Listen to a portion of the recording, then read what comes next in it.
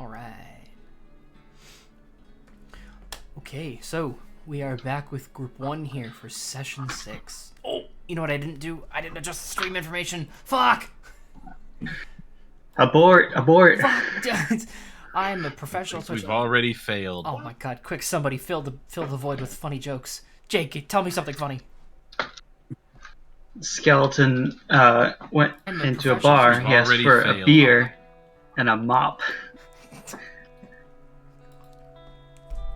Oh my god. Can we vote to deny someone inspiration in the future? I mean, that was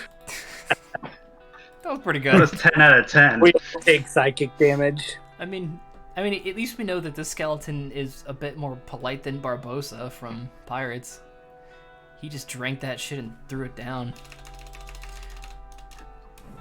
You best start believing in what was it? Fantasies, nightmares? Fairy tales. Fairy tales, Miss Turner. You're in one. You're in one. Yar. Okay, Group 1, Session 6.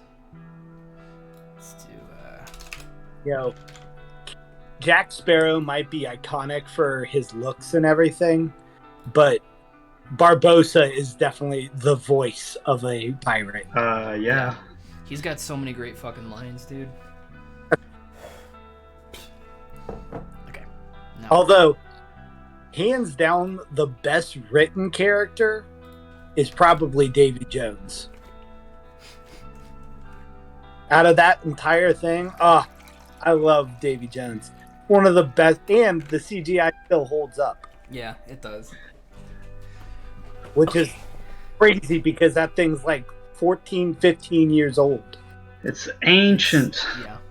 Oh, Matt, look at these emotes I get from my buddy's stream. I get a little vibe in crocodile. Cena makes his stuff pretty nice. Yeah, and I love his little heart. But anyway, we can talk about his stream another time, which is very entertaining. Session 6. We'll start with the Session 5 recap, as we always do. During Session 5, hopefully you guys can hear me okay. During Session 5, the team first started the session apart, as Erevan completed his chores alongside Reginald and DeLorean over on the plantation as they excitedly awaited the evening affairs of the Spellibration. Meanwhile, back in town, as night approached, the rest of the team left the Mage's district after warning a few of Archificus's guards to be on the lookout for Koila. They then returned to Orlefan's Oddities to pick up Ula and Sindri to have a night on the town. They had some fun with pranks, drinks, tricksters, and more, until the procession of an esteemed high elf crossed their path, an elf whom they found out to be named Lord Baskins. With little care in comparison to excitement, Angene and Harratuk pushed their way alongside of the crowd and led the way towards Elia's tower, where they were reunited with Erevan, Reginald, and DeLorean. With a little help from Alena, DeLorean and Sindri got good and drunk as they relived some of their fondest memories with each other as they relived those memories with each other as youngsters before real life set in and they had to settle down and lead the lives they wanted.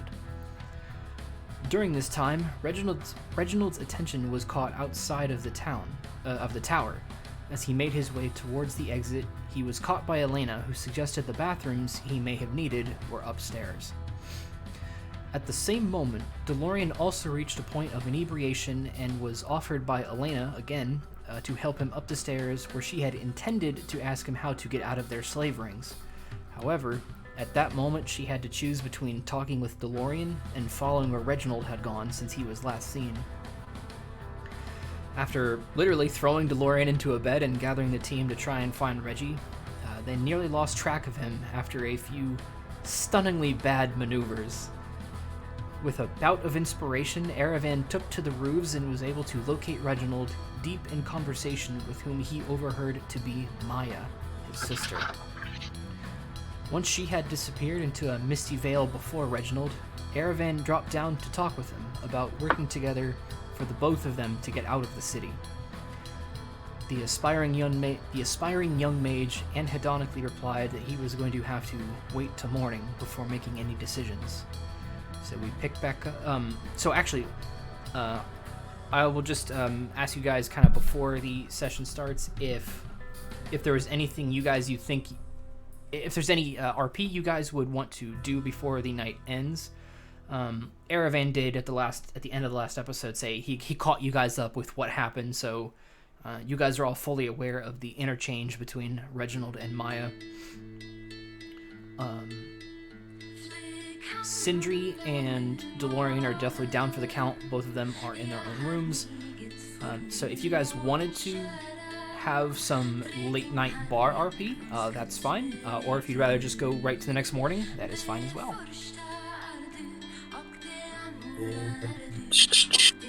I think that Angene will stay up as long as there's music being played. But the moment that it's like, all right, that's the end of the night for the music, he's just gonna go to bed. Okay. I tell the party. So Erevan told us that he saw Maya leave with a cat figure. Yes. And I tell the party, in the cart I saw a cat figure, our sixth member. In reference to the slave cart where you guys first were brought into. Yeah. Because I was able to see somehow. I don't quite remember. Everybody had like a burlap sack over their head. Harratuk has Yeah. large physical horns, so they literally like tore, and it looked like they just said, "Well, fuck it, he'll be fine." So he was not blinded in any way.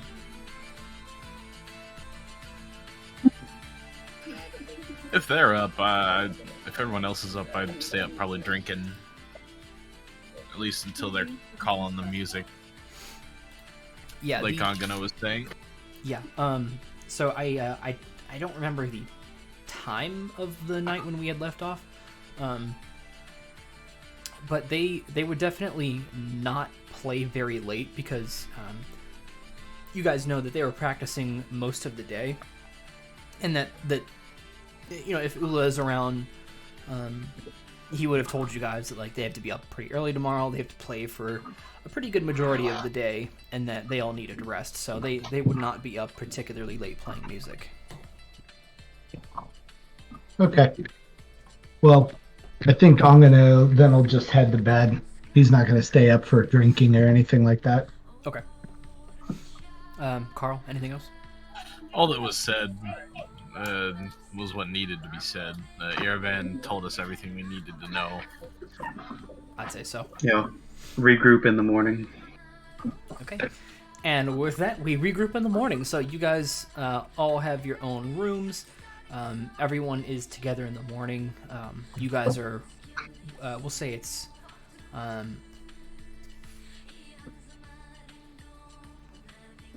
about 8-9 o'clock in the morning. So you guys, as you come downstairs, you'll only see Aaliyah for a little bit. She seems very flustered. She's in a very nice, kind of white shirt with some frills going down the sleeves, a black vest, and a vibrant red bow tie. And she's frantically trying to make sure with the staff she has on hand that everybody's taking care of her on the tower. Not that she's expecting a lot of people to be there, but you guys definitely get the sense she doesn't like not being in control. And she's the conductor as well as an excellent player. You get the sense she doesn't like to leave things without her strict supervision as she is bouncing around the tavern. After a few minutes, if you guys have breakfast and so forth, Sindri and DeLorean do both come down the stairs. Both of them very slowly, like hands in the heads, just slowly down the rail, and just looking at each other like, what the hell happened? And DeLorean sits down very carefully, and then What? Oh, my head. And he looks at Karl. I don't know how you guys do this. Pacing, mostly. I haven't had that much to drink in probably 40 years. Well, they say if you're not living, you're dying. That's a weird thing. Sindri, when does oh, it's so loud. Can they turn the music down? And there is no music playing. Sindri, when's Ula set to go on? When do they start playing? And Sindri is also he's a little green in the gills. They should be playing for most of the day, I think. I'm both looking forward to it and not looking forward to it at the same time. And Dwayne's like, yeah, same. So it is your guys' choice what you would like to do for the day. Sindri would know from Ula's kind of itinerary that there are three prominent speakers set to speak today. There's one at 10, 11, and then Archificus is the big one at 12. So it all happens pretty early on then, huh? Yes. Okay. 10, 11, 12. Yeah, the day is for formalities, the evening is for festivities.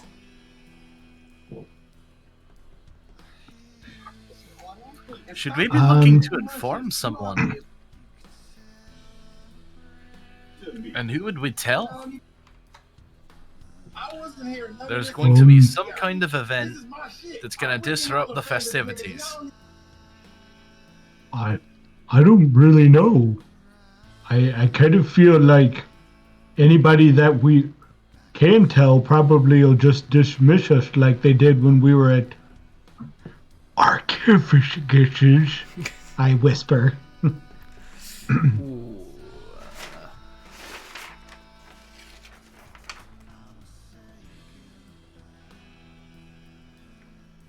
Come on, I at least had the wherewithal to whisper. Well, you're sitting next to DeLorean. You guys are all together. Am I? I wouldn't have said that if I was sitting next to DeLorean. I didn't realize. Too. Okay, Yeah. okay. I guess oh, retcon. I didn't. I guess specify. Yes. You guys. I envisioned you guys were all sitting together, and then DeLorean and Sindri came down to join you guys. Okay. All right. Yeah. No.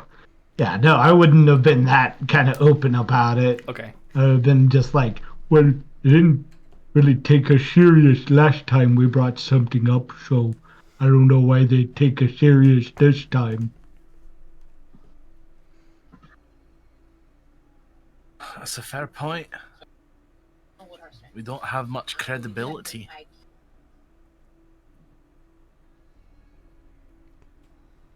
So we just snoop around the backstage areas?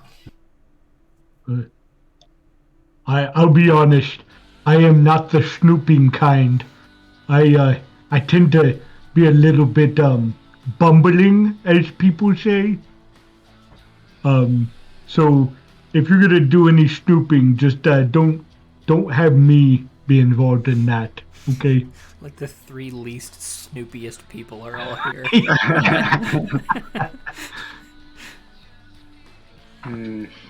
We had a thin and sneaky one somewhere. Not sure Well, where I he don't went. know. Erevan and Alena are with you guys. They're just, Okay. They're just quiet off in their own corner. Well, Okay. Maybe we can get him to do that for us. I'd at least look into it. Well, we could. Do you guys want to have Erevan do something? Oh, we're talking about him potentially doing the snooping, just because he does seem like the perfect candidate for it. But Right. yeah. Do you mean So, like, where exactly? If there's gonna be like a staging area at the festival, like checking sort of backstage. I don't know what the staging looks like, Right. but this was just sort of a general plan. Okay. Yeah. Okay, I got you now. Yeah. Keeping his eyes peeled from a uniquely advantageous vantage point. Okay. So the rest of us are just gonna try to, stay with the crowd, but be alert. Keep eyes out for Maya. Okay. Is Reginald downstairs? Yes, he is. So, I actually did not point this out during the last session, but when Reginald left with Erevan from the plantation, he did not bring his spellbook. You guys have seen him carrying it around pretty much all the time with him. But when he left the plantation, he did not have it with him. So he joins you guys at the breakfast table, and he still does not have his spellbook. He's in rather nice looking robe, a robed attire. I don't know. I forget what it's called. I can't remember what the specific look is, but for now we'll say it's akin to like a black tuxedo without the jacket. He's trying to kind of fit with the white sleeve black vest motif that you guys will see more and more as long as the day goes on. So I think I said it was 8 or 9. So you guys can decide. There are kind of like games around if you guys wanted to try one or two, or we can just kind of jump ahead and celebration. It's really up to you guys. I like games. I'll definitely play some games. Always Okay. down to try something. So we'll say So what is Harratuk wants to know what Reginald is doing. Like if we're just gonna kind of commence into the day. Like he came down, he had breakfast. what Reginald is like. What? Like is he gonna head off to some speaker, or is he hanging out at Elias Tower? Yeah, we'll say make a persuasion check. See if we can get some honesty out of him. How do I do that? Plus what? Is your charisma modifier, which is 0. So just a straight roll for you. 4. Oh my. Yeah. So I'm a freaking minotaur. You stay with us. Yeah. Viking, I see you this time. Yeah. So Harratuk is trying to engage with Reginald, like, what you do today. Reginald I'm not slow. Hey, it's a 4. I can make it anything I want. Yeah, Reginald is. I think this is the first one-on-one that Reginald has had with Harratuk. Is that right? Yeah, probably. Or at least the closest thing, a little bit closer to what a one-on-one would be in your particular group. Jake, you can definitely. Harratuk can definitely sense a little intimidation. Harratuk is quite a bit larger than Reginald, and Reginald already was, a little metagaming here. You guys know that Reggie was already pretty on edge just being in this particular atmosphere. Mm-hmm. And it's carrying over into the morning, and this furry brick wall is trying to talk to him about his day. And he's like, Come on. I know Archifagus talks at 12, and I don't want to miss that. I've got some money if you guys want to play games. I mean, if it's all right if I tag along. Let's go play games. Come on, Dad. Let's go play the carnival games. That sounds good. So let's see. So I'll give you guys a choice. So we can do the easy, quick game called 7s and 11s. You roll 2d6, and if you hit 7, you win. If you don't, you can double down on your bet. Roll an additional third 6, and if you're under 7, try to hit 7, or if you're over 7, try and hit 11. Or we can play boats and foes. So there's a move list that I'll post in Discord, and basically you guys have like a boat that you try and move 60 feet forward. The different moves dictate different distances, and you can you have to call your shot, and if you beat the DC, then you succeed. So, for example, if Karl wanted to use Mage Hand to get the boat to move 12 feet forward, he'd have to roll a DC 10. And if he hits that 10 or higher, 12 feet. There's an Exodia move where it's if you call it out and you roll that natural 20, that's an automatic win. And I'll just post all the rules here, and you guys can decide. So we'll see if you guys want to do one of both or just kind of do whatever.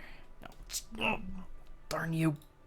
Freaking. Do we know when Kyle might be back and play the game that takes up the time to meet that? Yeah, Kyle. He should be back. Possibly 8. Maybe 8:30. Maybe a little later. Yeah. I don't know if my stream is freezing. I'm sorry, stream. Hey, look, it's the angry cow.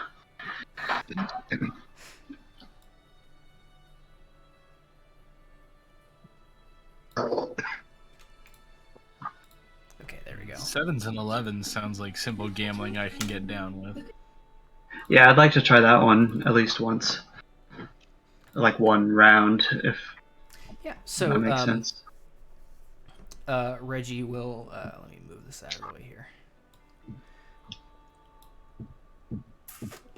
Reggie he'll be like, well, okay. So he'll give 8 silver to strictly for the purposes of the betting games. So if Reggie gives you money and you guys don't use it to bet, he will take it back. It will not go in your inventory unless you want to try and slide a hand some stuff. But let's gamble. Let's gamble. Harratuk, roll 2d6 for me.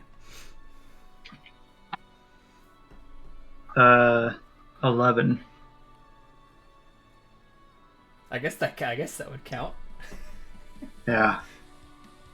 Yeah, sure, but fuck it, why not? Yeah, so Harratuk takes these tiny little dice in his hands, and Reggie's like, go ahead. Wait, how did you get an 11 with 2d? Never mind. 6 and 5. Yes, I got it. Thank you. I had to think for a second. It's been a long week. I was thinking You 2 got it, 4s bro. for some reason. And Reggie's like, roll them, like just toss them down. And I envision Harratuk literally just like dropping them, and they just go doink. And the guy goes, hey, good job. It was 2 gold. And Reggie, he'll take 1 gold and he'll hand 1 gold to Harratuk. I was like, all right, I've never won this game before. Good job. Do it again. All right. He'll point at the half-orc and then hand the guy 8 more silver pieces. So Angene, 2d6, bitteschön. So it cost 8 silver to play that game. Yes. Right. Okay. 5 and 2. Oh Right? my god. Yeah, I'm gonna be out of indentured servitude in no time. I can count this one myself. Yeah, so I'm gonna click. Oh, and the guy's like, 2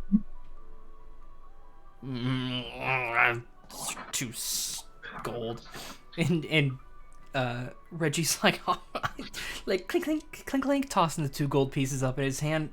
All right, and he'll hand 1 gold piece to Angene.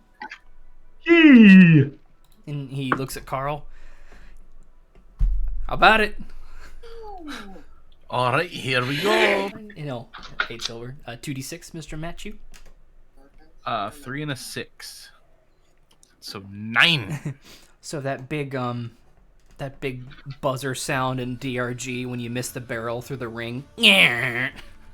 Oh, tough luck, the guy behind the bar who's finally like, got some money. Care to double down and see if you can hit 11 with that? Oh, I think I'll pass, but thank you. Thank you. So yeah, I like that one. It's nice, quick, and easy. There's also One Night Ultimate Lycan, but we don't have quite enough people in cards for that one. That's awesome. One Night Ultimate, where it's literally you guys would play One Night Ultimate Werewolf as your characters.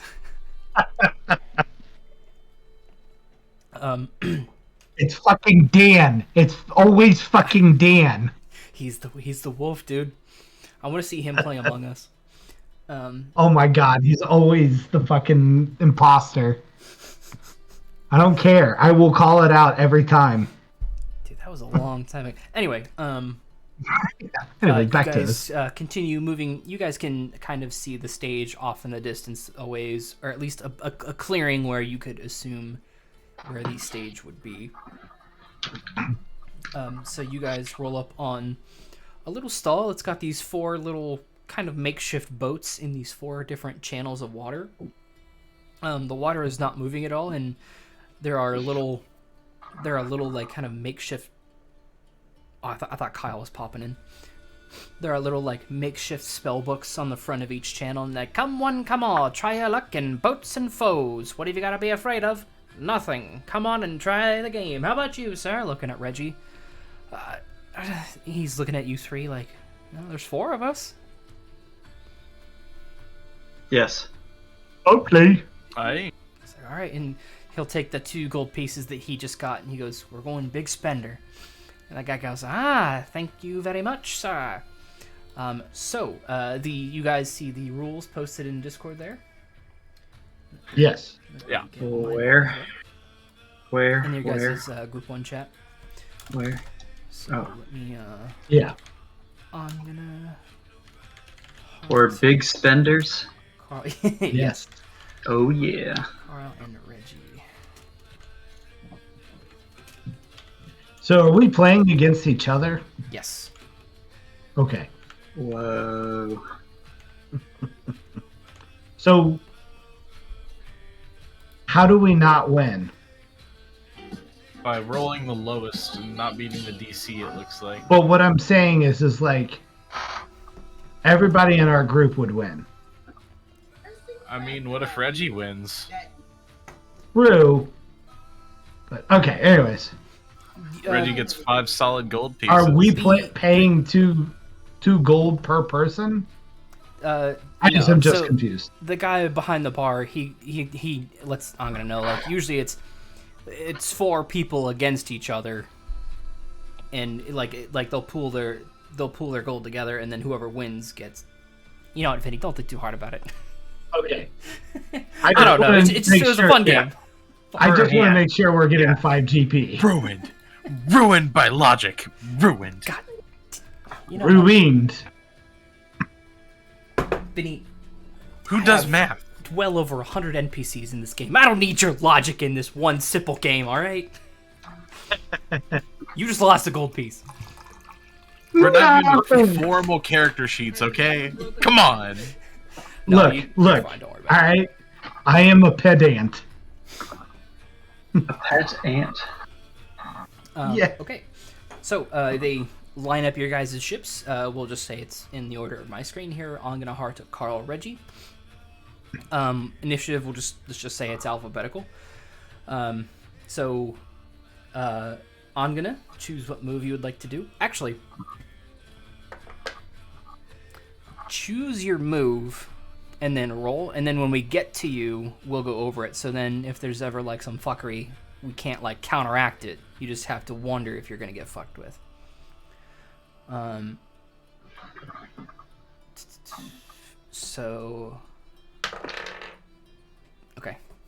Okay, so Reggie has chosen his move. Angene, what was he calling? I'm gonna call Mage Hand. Did he make the DC? No. Oh no. Okay, Harratuk. I'm really confused. What are we doing? So on you see the list that says permitted spells? Yeah. Pick which one of those that you would like to go for, and then you roll a d20. It's just a straight d20, and if you beat the DC, that is how far forward your boat will move. Okay.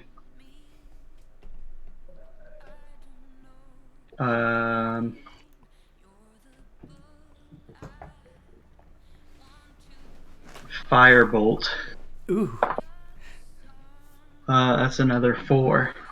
Oh no! So Ongin's like reading these little wooden pages, and just like a little cheap wood d20 hits the table, and the boat's not going anywhere. Harratuk,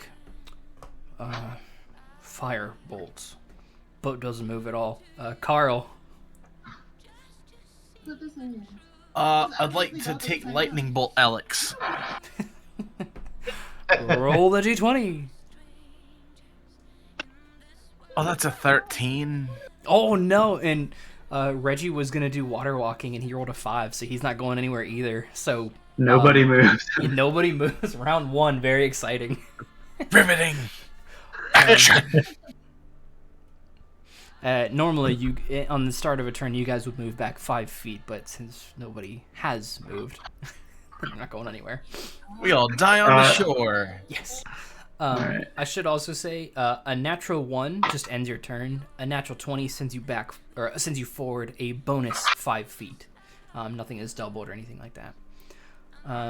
So let me see here. Natural 20 says auto win. That's if you call out Exodia. Oh. So yeah, if you use like Mage Hand and you roll a 20, you go 17 feet forward. Gotcha. Okay, let's roll a different die here. Round 2. Yeah, round 2. I'm gonna go ahead and cast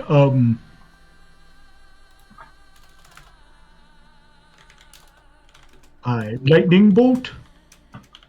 Okay, go ahead. That's an 18. Yeah. So yeah. There's like a little zap behind the boat as it shoots forward 20 feet. Yeah. Harratuk? Control water. Ooh. And I'm targeting Angene, Oh, go for it. obviously. Oh, this is mean. That's such a low DC. 14. Yeah. Oh. But you're still ahead of me. By 5 feet, yeah. Yeah. Yep. Carl. I'm gonna control water on Angana. DC 12. That looks like a good idea. I rolled a 14. Yeah, Angana comes back another 5. Carl I'm goes at 10. tying with both of you guys. We're 3 in a row. Deadlocked. And Reggie's like, all right. And he's like, all right. Lightning bolt, let's do it. He rolls the die, and it's a natural 1. He goes nowhere, which is actually funny. So I did the roll at the start of the turn, and it was a natural 1. I just rolled now for the sound effect, and it was a natural 20, but it doesn't count. I'm keeping this die, though. Round 3. Fight! Anya. Alright. Well, lightning bolt again. Can you see where this is going? And that is an 16. For lightning. So, yeah. Yep. Yeah, 16. Oh, so at the start of each turn, you guys all move back 5 feet. So we're at 5 feet. Ongen is at 25 now. 25. You did it again. Don't be mean to me, guys. Harratuk.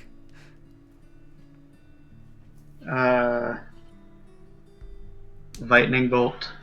Ooh. Natural 20. Oh, 25 feet. Back up to 30.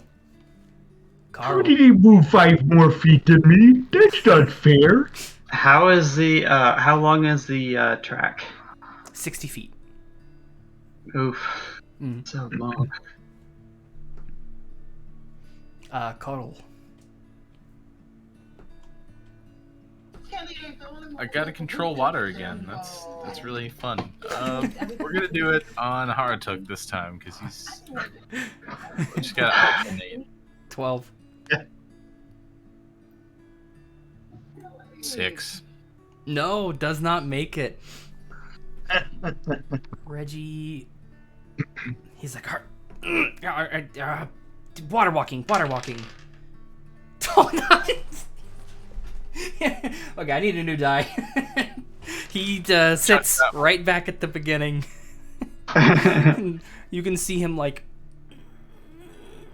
kind of get a little red in the cheeks. You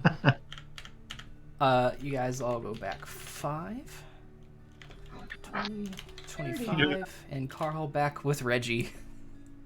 I'm gonna. Hi, Reg. He's like, shut up. All right. I'm going to go ahead.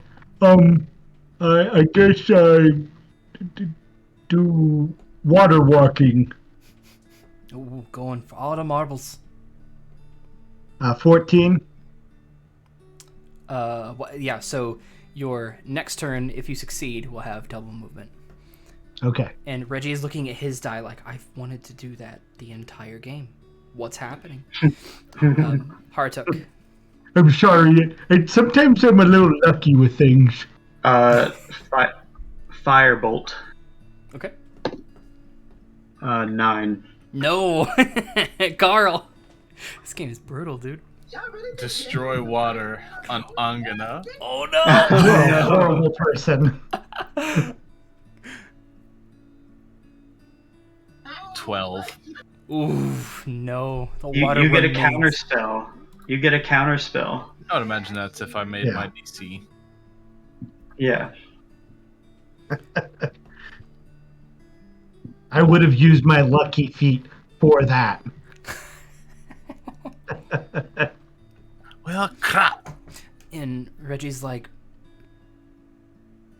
I'm doing it, Exodia, and I don't know how I can do this and like, so if it works, we'll do a not so flattering angle here. So Crotch. another 5. Jesus. Wow, that's like 3 in a row or something. No, Reggie. Okay, Angene to 15, Harratuk to 20, Carl and Reggie at Zipperoni. All right. Angene. Lightning bolt. Lightning bolt. Go for it. No. No, okay. I refuse. No, I said I refuse. 17. We'll go forward then, yeah. 35. Harratuk. 35? No. 55. You were at 15. Water go back. walking. You're right. Because I was planning on Carl draining you. So Angene is, yeah, he's nearly at the finish line. Harratuk. Crazy. A lightning bolt. Oh boy. That's a 2. Nay. So Carl That's a and Reggie are at the negatory. back. Carl. Exodia! Oh, he's doing it. 10. You No. fucking dare. All right.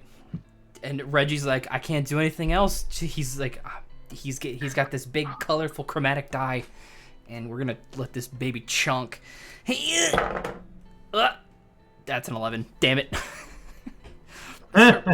Reggie's just like, no. Okay. Top of the next round. Angene is 50. Harratuk at 15, and Carl and Reggie bringing up the back. I'm gonna mage hand. Damn it. Sliding across the finish line. 15. I'm gonna. No. His little boat just like a little hand just pushes it past the finish line, and you like Yay! little I did confettis it! like shoot out of like tiny cannons on Angana's boat. The guy goes, "Well done, well done." Hands the five gold to Reggie, and he'll be like, "Huh, that's weird. I guess we can just win every time with this game, huh? Well, here's 2 gold for you, Angana."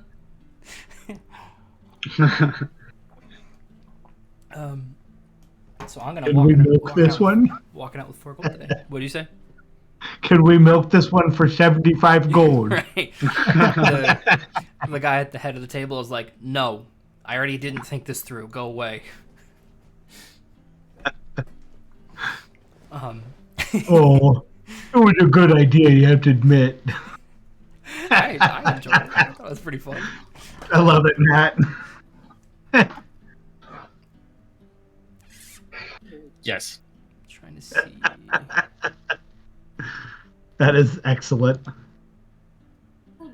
there gonna be some random people playing the game we can take money from? Right?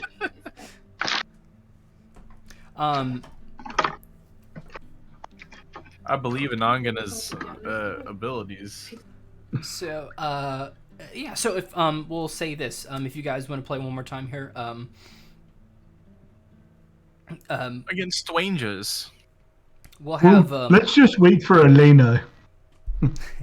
well, if you guys want to, Angana can be Angana, and then the 3 of us can just be NPCs trying to win. If you guys want to play again. Okay. You could say wait for Alena. That's not a bad idea. I think Alena would get a kick out of this. Well, yeah. I mean, we're waiting for Alena anyway. You want to take a break? Or play one more round and take a break? Or something? We can do one more round and then take a break. Yeah. Okay. So, Angana is Angana. And the rest of us will be NPCs. So, Angana is going to wager... what would you like to wager, Angana? How much money can I wager? You just won 2 gold. I think Angana has 4 gold right now from the day's event. We'll so just do big spender. Okay. So same rules, same game. We'll do reverse this time since Angana won. The guy's like, no funny business, and we'll go reverse order this time. So I'll just for the sake of keeping things straight, I'll just use our names here. So the guy is gonna go with. He's gonna try and be a dick and just knock Angana out. He's gonna look destroy water. Angana's out. Counter spell? Yeah. Roll that 19. Nat 20. Oh! And so the guy rolls in, Angana's little water starts like draining down, and he's like, and Angana's like, well, that's not very nice. Counterspell. And just all the water is like, shoot, and his boat is like out of the ravine as it just drains and Sahara's over the whole thing, and he's like, Arr! So that guy's fucking out. Do I also get 5 feet? No, because it was counterspell and not a movement. Okay. So that guy's fucking rip. Karl. Am I an NPC person? Yes. I want to do lightning bolt. Ha! Natural 20. Is it really? It is. You can see my stream. I'm streaming my dice roller. You're streaming it? He's sharing his screen. I'm sharing my dice roller screen. Weird, I can't see it. Okay, yeah. Let me take notes here. Karl. I'll still count 20s for you. So, which one did you say? Lightning bolt? Yeah, lightning bolt. 45. Goddamn. Okay. Harratuk. 45. No, 25. 25. God, what am I doing? What am I doing? I don't know what's going on with me today, man. I was about to say, I was like, 2d6 adds up to 8. Lightning bolt. Cast it. 19. Yep. Up 20 he goes. I'm gonna after well, if nobody else is gonna play nice, I'm gonna go ahead and cast control water on Matt. Ooh. My boat! 15. Yeah. So he Yep. goes back 5. Angene goes up 10. Start of the next round, everybody's back 5. Karl.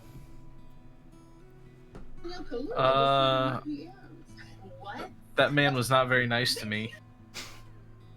I want to destroy his water! Roll. 10. No. Harratuk. Ha, fiddlesticks. Fudge!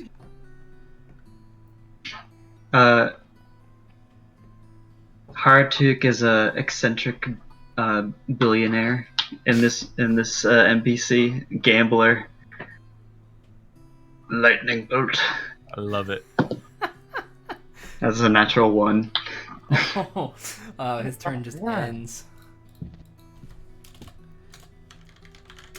He's an eccentric billionaire. Angene. I'm gonna control water on Harratuk's character. Or The on eccentric billionaire? Jake's. Yeah, the eccentric billionaire. Oh, man. I Fuck can the have you rich. hunted. Try me, bitch. Nat 20, baby. Oh, my God. Look at this shit. I can't, it's blurry. Ah.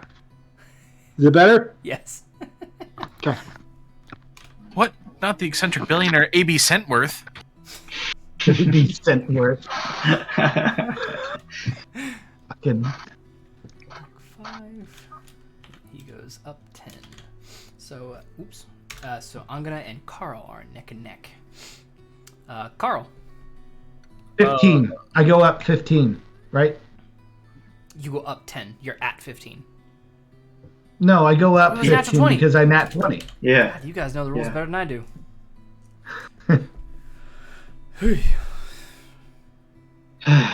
Karl, I want a lightning bolt! go for it. It sounds like fucking Tiny Tina when she says that. Out! Harratuk, the eccentric billionaire. 8 cent worth.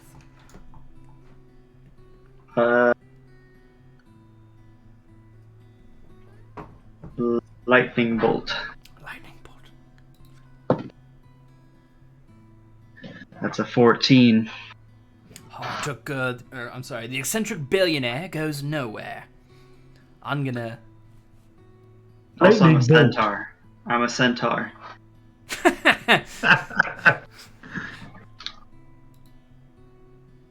That's an 18.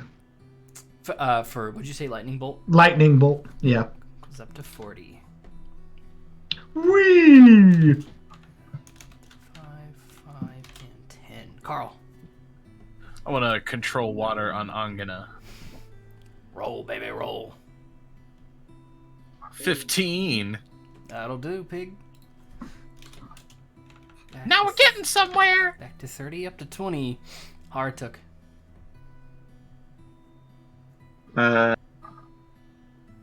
Control water on Angana. No, it's a coup. 7. It's kind of a coup, not a great one. An attempted coup. Yeah, I'm gonna. It's kind of like the January 6th-ish. Too soon. No. Not soon enough. Not soon enough. I'm gonna. lightning bolt again. 4. So No, Carl. no. And so the eccentric billionaire is back at the starting line. I want to do water walking. Water walking? 18.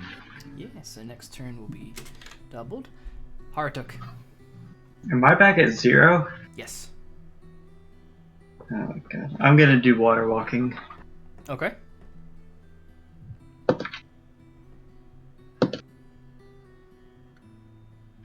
$15. Yep. Next turn you'll have double if you succeed. Angene. Lightning bolt. Bolt that lightning. That's a 16. That'll make it. 45. So you go back to 40. Carl goes to 10. Carl, with your double buff if you make it. Lightning bolt. Oh, risk taker. 4. Mmm. It didn't pay off. Ah. I think bomb. Lightning bolt. Oh man. 5. No. Oh my god. This is a challenge. I'm gonna What am I at? 40. 45? 40. That's right. It's been a few turns. Yeah. I'm gonna go ahead and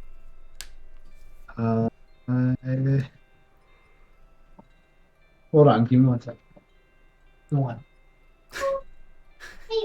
No, go, please.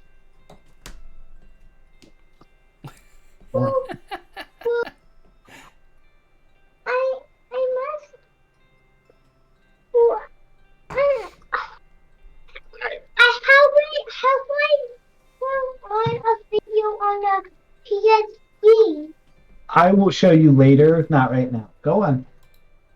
Oh my god, Viking. Anyways, Oh my god. Holy moly. Viking Whoa. insane.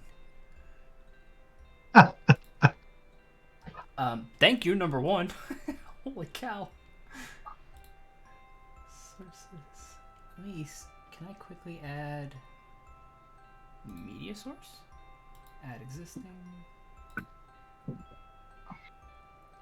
What is that? There's a chess bra emotes, I think. The boys. For the boys. Browser maybe? Twitch alerts. Okay. There we go. Okay, now we'll just put those, I guess, down in the center.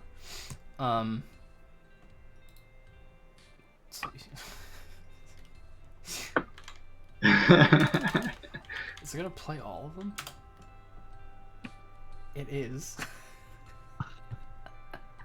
It's just gonna do all the subs, I guess, that Viking just gave out. all right. Thank you, Viking. I'm gonna go ahead and firebolt. Oh boy, this could be it.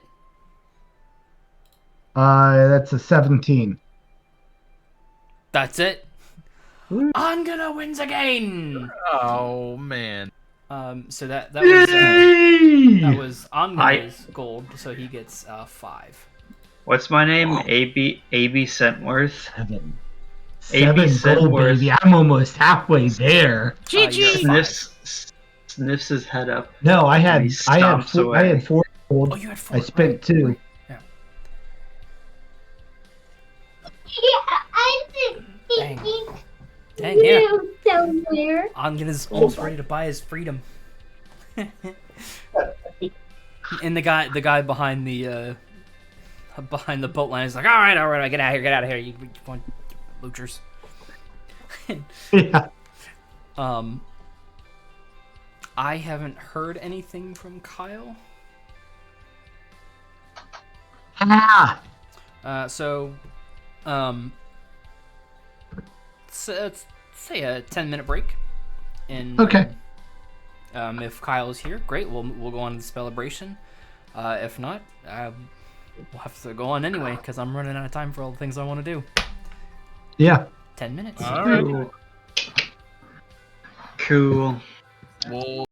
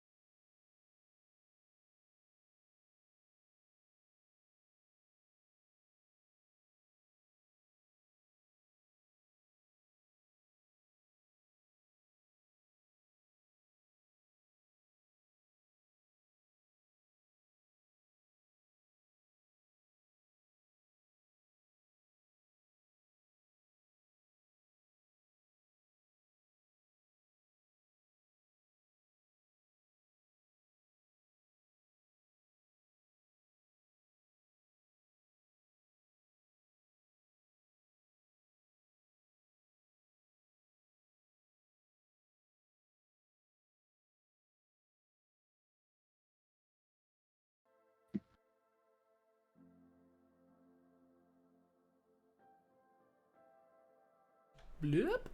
All right.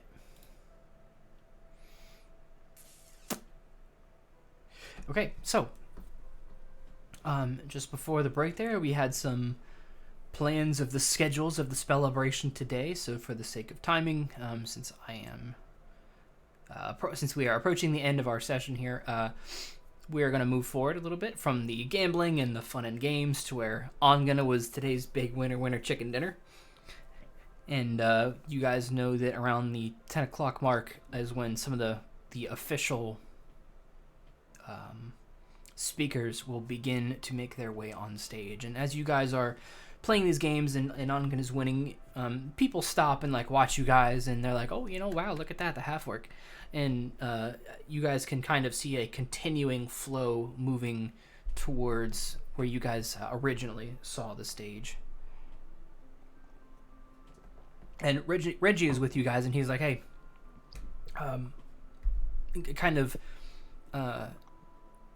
remember, so you guys know what he is going to expect here. Something's going to happen with Maya, but he doesn't know what. And the games, you get a sense that they were a nice release for him for just a little bit, just to kind of get out of his own head. But for where he is right now, it's sort of back to reality. And so he gestures you guys, and you guys are caught up, or you guys meet up with DeLorean and Sindri. They're looking a little like, oh, it's so loud, oh, it's so bright, oh, it so hurts.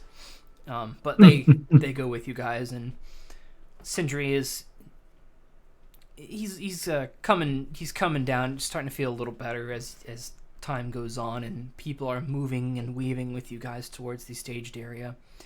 And he's talking about Ula and how proud he is for working this hard at becoming the musician that he is, as well as running his shop while he's gone for weeks, months at a time, going to Fury Keep.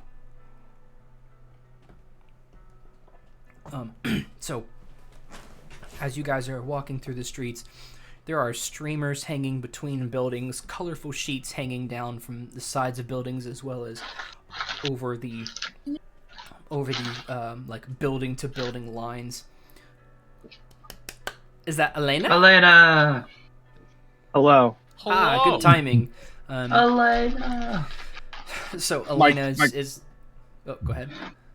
Sorry, my camera's on, but I'm gonna be not on it. I'm gonna stuff my face with McDonald's. You're fine. Just mute yourself if it's noisy. Nom nom nom nom. So Alena kind of comes online here.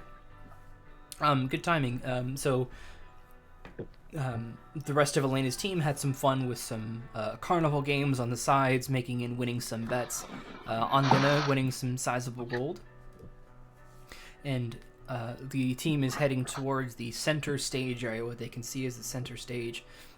Very nice. In one of the town squares, they have cleared out most of the area for... You guys can see it is a singular rectangular stage. There's no curtain standings behind it or in front of it. It is a completely flat stage. And there's seating all around it. And you guys just... you guys pulling up, even with the crowd, you can hear the elegant soiree music going on by the octet, which is in part led by Alea. She'll stop and she'll make sure everybody's on tempo, kind of signal to where some of the instruments need to come up, a signal to where some of them need to come down, and then she will play as the soloist. So you guys know that around 10 a.m. is where things start to begin. So if you guys stand close to the stage, kind of in the middle or far back, there is some seating way closer to the front. And the kind of people you can see here are very mixed race, humans, elves, a lot of the gnomes, and the other very common races you guys have seen. You do see many of them, like, off to the sides or behind their seating, so they have their own very well spaced rows, and you guys will see that they have people who have their own rings around their hands. Some of different colorations, different symbols that adorn them. Some of them, sorry, I put my water down. Some of them kind of have that slow rotation like your guys' do. Some of them are just static and unmoving. I think that Angene will not be necessarily keen to be up front, especially since we're looking for Koila. Okay. Angene will probably hang out in the back, kind of just like overviewing everything. Okay, is he trying to keep an eye out for anything, or is he more of looking specifically for Koila? Trying to generally keep my eye out for anything weird going on, but specifically looking for Maya and Koila. Or what is her name? Yeah, Maya, right? Yes. Yeah. That's Reggie's sister, yes.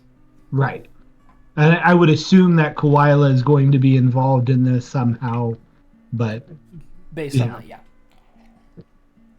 Yeah. Give me a, let's say, perception check.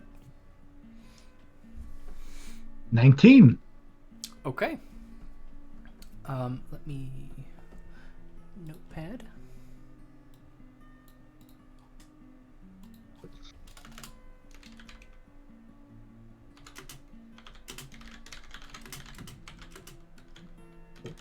No reason to take notes here. Please just ignore the man behind the curtain.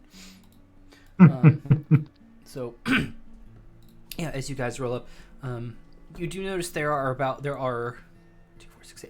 8 guards, and I actually do mean guards in this sense, where you guys had seen them in the same uniform outside of Archifagus' mansion. You see that same uniform. 2 at each corner of this rectangular stage. And as the music continues to just have a simple, elegant soiree kind of music, Alea kind of gives this signal to like, hey, tone down, bring it down, and the notes kind of fade off into quiet.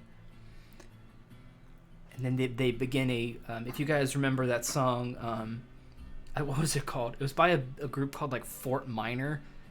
I think it was just called Remember the Name, where it was kind of a dun dun dun dun dun dun dun dun dun dun dun dun. It was very like upbeat, kind of get the crowd pumped up soundtrack.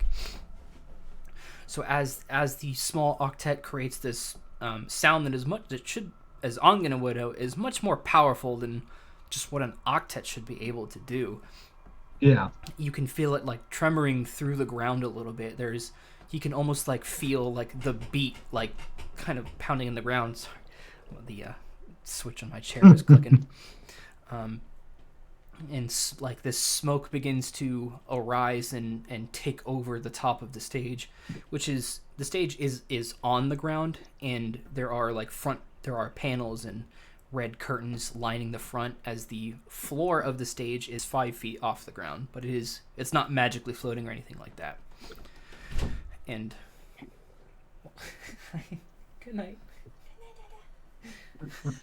Sorry, a little baby wave there.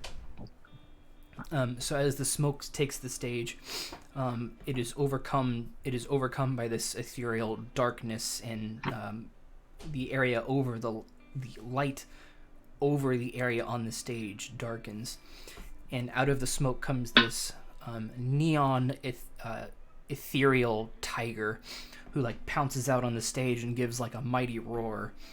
And then also like on the opposite end of the stage, it is a gold neon ethereal like masked gladiator who comes out, and it's not gory or anything like that, but you can see him like hua hua like swing his sword twice, and the tiger is felled, and he cheers up with his sword as the ethereal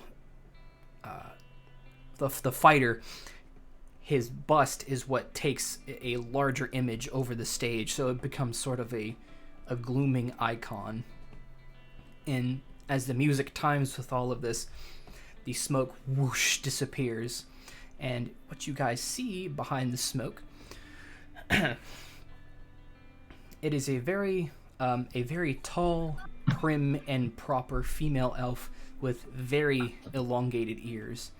She has dirty blonde hair in an immaculately tight and perfect bun without a single strand out of place.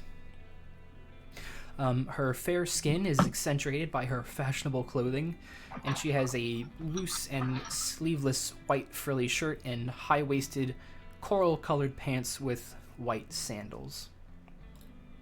And you can hear her voice booming through the crowd as well. Good evening, ladies and gentlemen. And you can hear a few of the people, of the well-dressed and well-to-do people in the front with their own slaves, who they all kind of non-verbally greet her. How's everyone doing today? Excellent, excellent.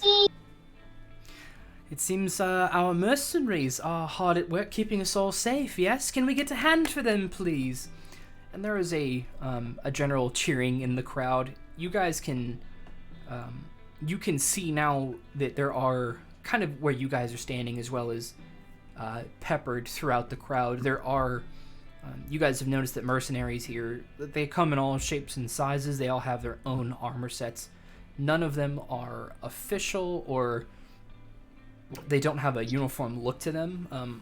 Only Archificus's guard has had a singular look to them. And you can see a lot of those mercenary types get very excited when this elf takes the stage. And Reggie leans over and he goes, "That's Nishaya Yolandril. She's sort of head of the mercenaries around here. She's the one who gives them a lot of work." And he gestures off in the distance a little bit, because you guys are kind of far away from where it would be, but he gestures over to like a job board. He goes, "That's if anybody needs something done, they usually go to her, and that's where it'll be posted. So it's good to know."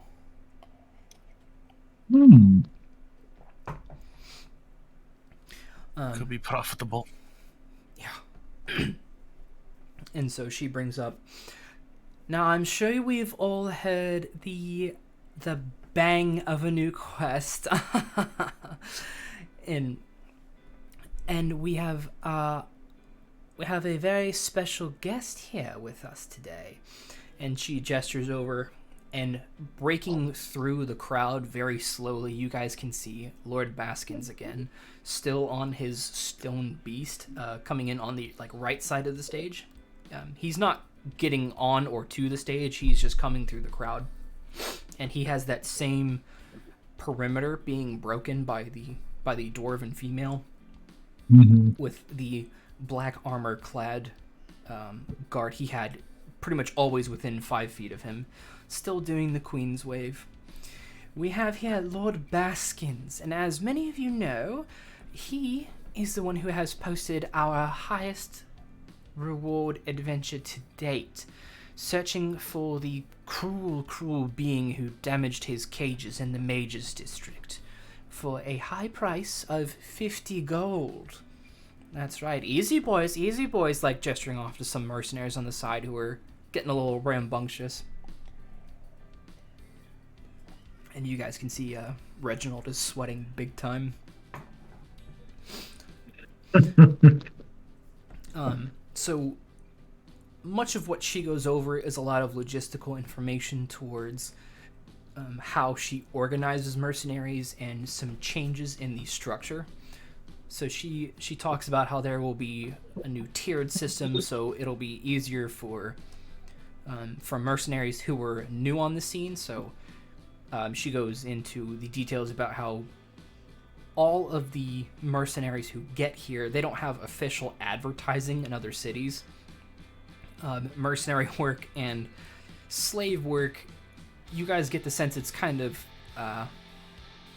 they know it's not necessarily a national, what's the word? It's not a national luxury, as she would put it. It is a very local luxury that they want to keep in order and protected.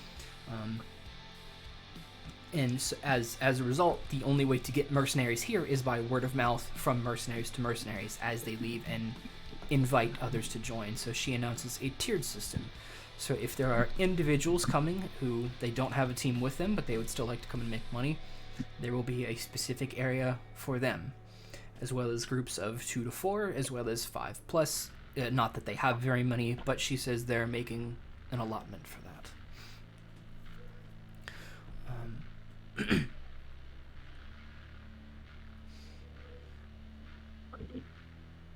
She also announces, since trade has gone up in the East District, the total number of slaves has gone up substantially over there. They are likely to continue this practice despite the upcoming Ark of the Covenant.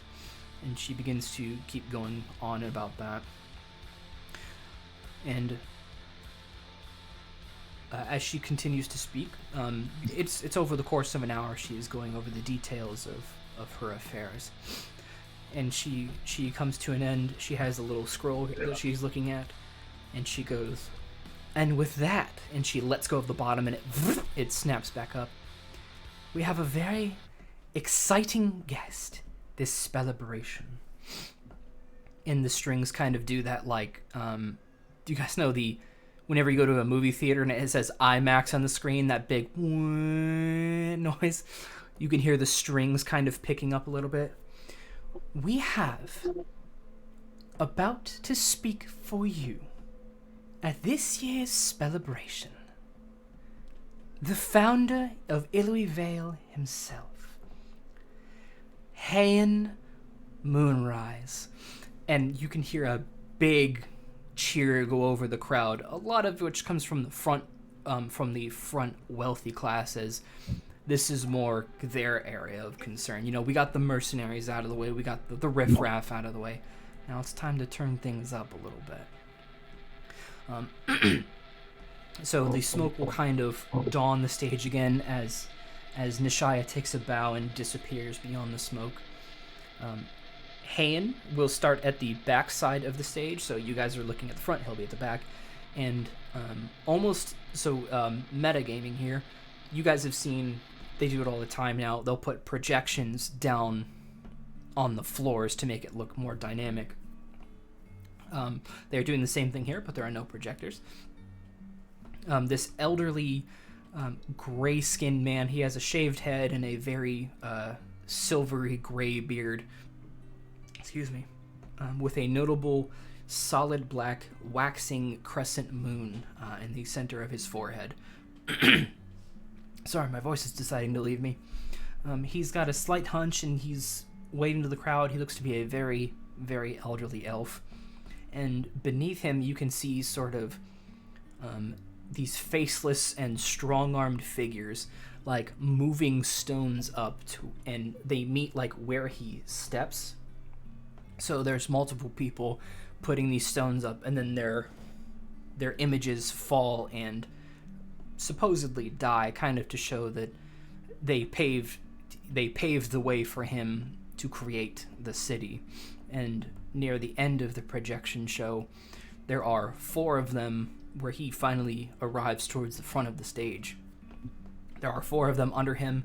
They each hold up a singular stone. They let go and the stone remains, and then all 4 of them fall, and you can see a ring form around them to reflect the 4 arcs of Ilui Vale. Very high production show.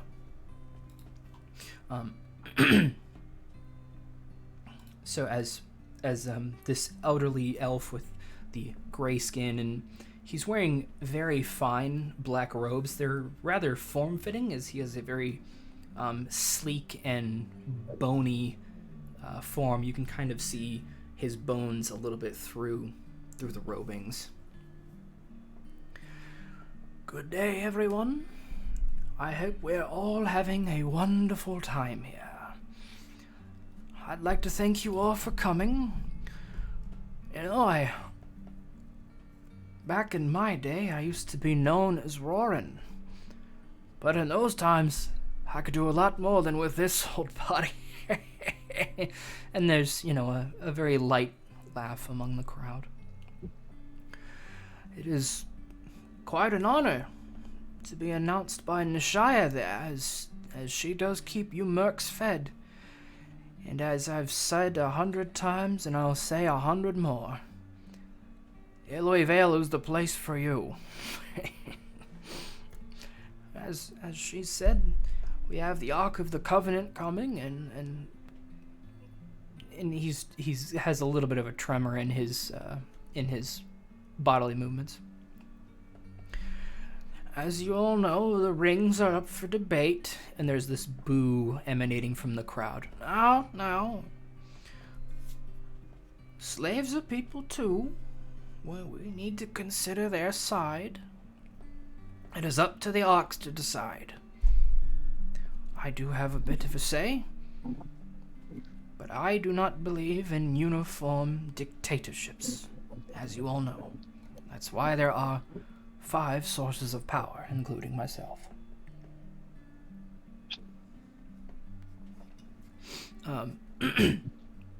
So, much of what Hayan goes over is this sort of self-congratulatory, I've worked so hard to get here at this point, and he can witness the fruit of his own labor. And as he's going on through his speech, he seemingly becomes quite tired. He actually yawns once in the middle of his speech. Oh, excuse me, I believe it is getting close to my bedtime. Now, if you all thought it was special that I came this year, you're going to be excited for this next guest. I believe you all know who he is. And you can hear this big boom settle throughout the crowd. Archifagus! And most of the crowd kind of like, yeah! They all get up off their feet and start cheering. That's right. That's what I'm talking about. You over there. Start the wave. And you guys can see the wave kind of start to set through the crowd. The more, the well-to-do people at front do not partake, and they do not let their slaves partake. Nor does the orchestra, but the rest of the crowd, assuredly, completes the wave. So you guys will see this big kaboosh of smoke that booms out of the stage as sparks fly through the air. Different sets of colored lights like whiz by. And out from the smoke, you guys can see this very well-robed mage. He has very fine silks of different colors. He has the mark. Let me think here. None of you guys would recognize that, but the mark of the wizard that you guys as players would know is on D&D Beyond and all those, what the symbol of the wizard is. It is over his heart on his robe in gold silk embroidery. And he's definitely, he has his left arm kind of, he keeps it like a waist level as he's, I can't really see that. That's okay. He keeps it waist level as he's waving over the crowd. And you guys can definitely see him, with Angene's 19 perception there. I'll say he definitely notices he locks eyes with Lord Baskins, and it is not friendly. It looks like it almost knocks him out of whatever little routine he might be going through. He almost misses a step and then tries to play it off like, I meant to do that. And doesn't, it turns a different direction and doesn't even look back towards Lord Baskins for the remainder of the event. Ooh. And so, Archifagus, he's going up with the celebration. Balloons are falling, streamers are going off, those little noisy clacker things. And after a good 20 minutes of him just basking in the moment, he finally, he actually keeps his left hand down. He'll put his right hand up. Good evening, ladies and gentlemen. I am your host, Archifagus. And there was another cheering throughout the crowd. I have come with an exciting announcement this year. I have decided... He's just letting it pause and hang in the air. To take on 8 apprentices of my own. And he'll step back, wave his hands up in the air.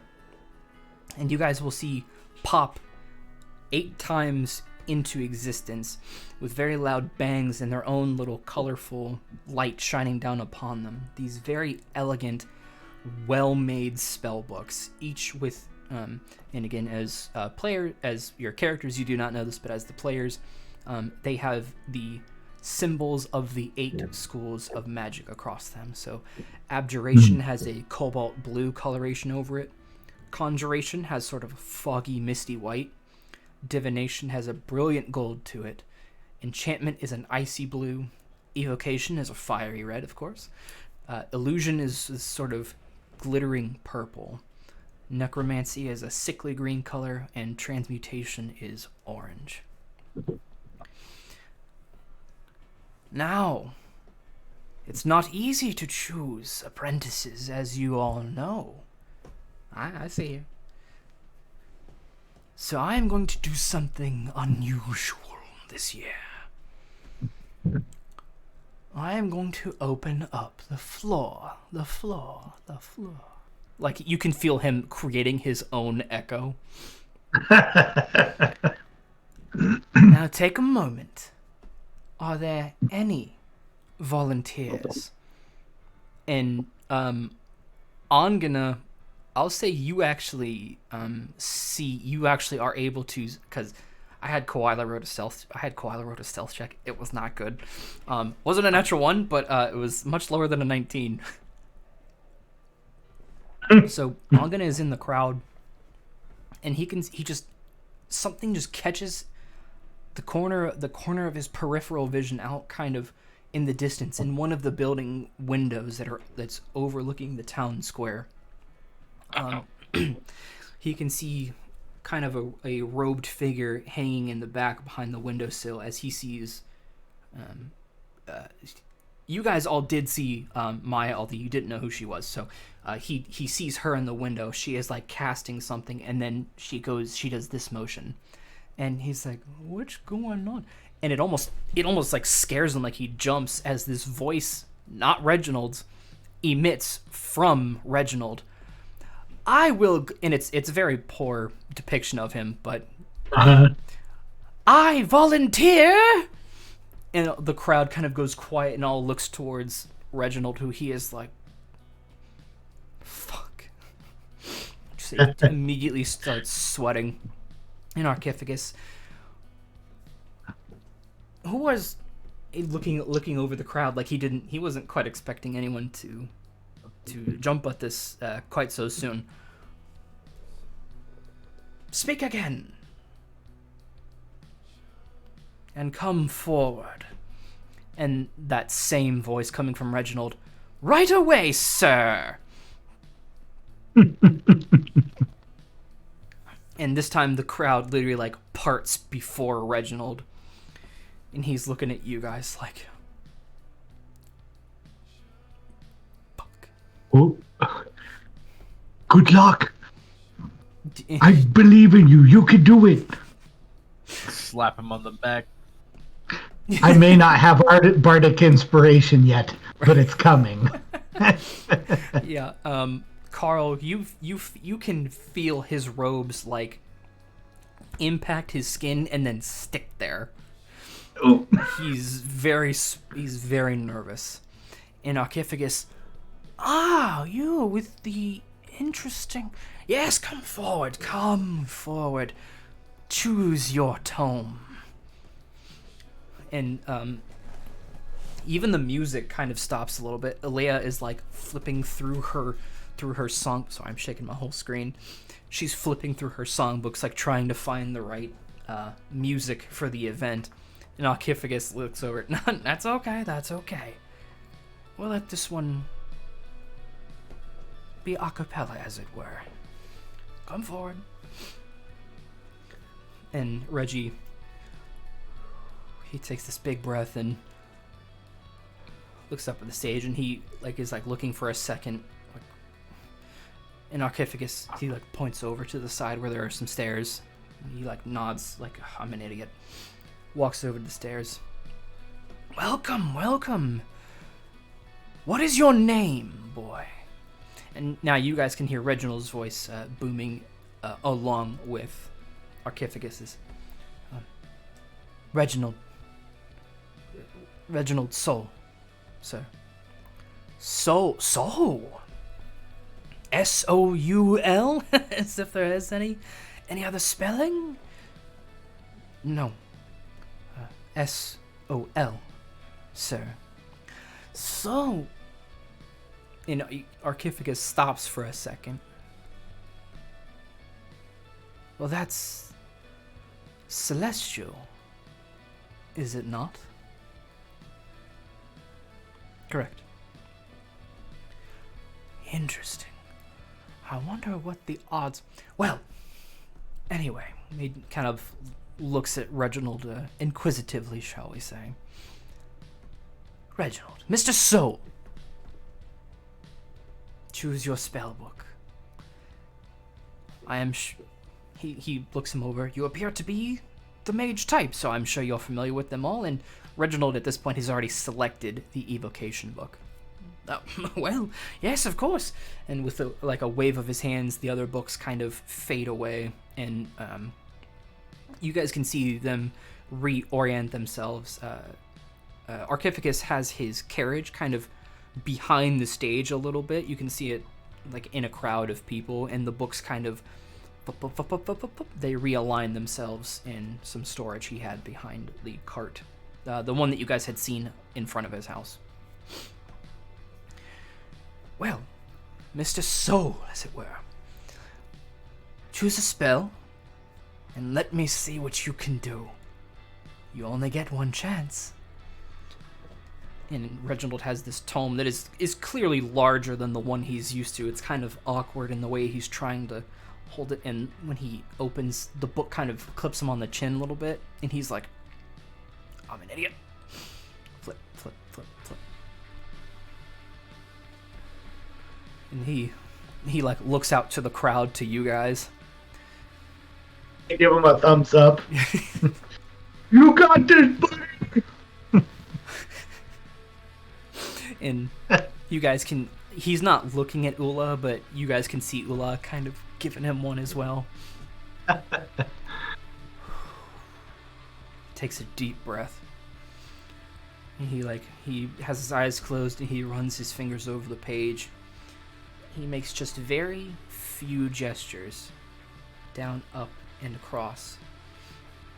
And then this flame lights above his hand. He turns his body, so the spellbook is, he holds it to his body. And he breathes, opens his eyes, and he shoves his hand forward, right to where he had done the hand movements. And this brilliant, blazing shield of flames erupts in front of him, and it brightens a little bit into the crowd as the people around the front are all like, whoa! Kind of in unison. And this brilliant blazing flame shield just it floats in air in front of him, and he's kind of directing where it to go. He shows the whole crowd what he had just done. Mm-hmm. And Archificus, still holding his hand kind of mid torso here, he's well done, Mr. Soul. One of my favorite spells. No, hold it. And Reggie looks like he was about to drop it off, but he was looking at Archificus. We need to test it to make sure it can hold. You there, Bruiser, come on stage. And he, you guys can see, he points to, so the first time you guys had met Chet and Brody was shortly after meeting Maya, and they had that third hulking massive destruction with them, who sort of like the classic gladiator look, where just very muscular, very thick, and they have that I can't remember what the helmet style is called, but it's that metal, like, Spanish looking helmet with the, like, different holes in the protective portion. And he has this massive looking greatsword, which in his hands almost looks like a short sword. And he goes, "How about you? Strike the shield for me, would you?" And Reginald's eyes just shoot open. In this hulking mass, this guy, he just steps up on the stage, and it's a 5 foot height, so he steps up and climbs up, and he pulls out this sword, and the guards around the stage each look pretty nervous, but they can see Archifagus take a few steps back. "Reggie, focus. When you're ready, Bruiser, strike the shield." That was cocked. So and now for the fun part. Okay. So as this massive hulking menace, this affront to God himself, he takes his sword out, and without even really hesitating, Reginald, he looks like he wanted to say, like, "Can I have a second?" But he just comes down, whoa, boom, and as soon as his sword makes an impact with the flame shield, it kind of catches the sword and wraps it, and then explodes backwards. And he actually didn't take too much damage from that, but it blows him backwards, and he starts, like, getting knocked back towards the orchestra pit. And yeah, that's a 1. So you guys can see the orchestra pit kind of clear out of the way as he can't quite keep his composure and falls back onto the instruments. And Archifagus comes back up. Well done! I think, ladies and gentlemen, we have our first ever Archifagus apprentice. Patent pending, trademark, boilerplate. And there is a huge cheer over the crowd once more. Yeah! And good job, buddy! This kind of look of recognition, and Reggie, like, looks kind of scanning the crowd. Angene kind of gets the feeling that he's looking for Maya, since he knows and you guys know that she did that, but he is not able to quite find where she is. Is she still over in the area that I saw her?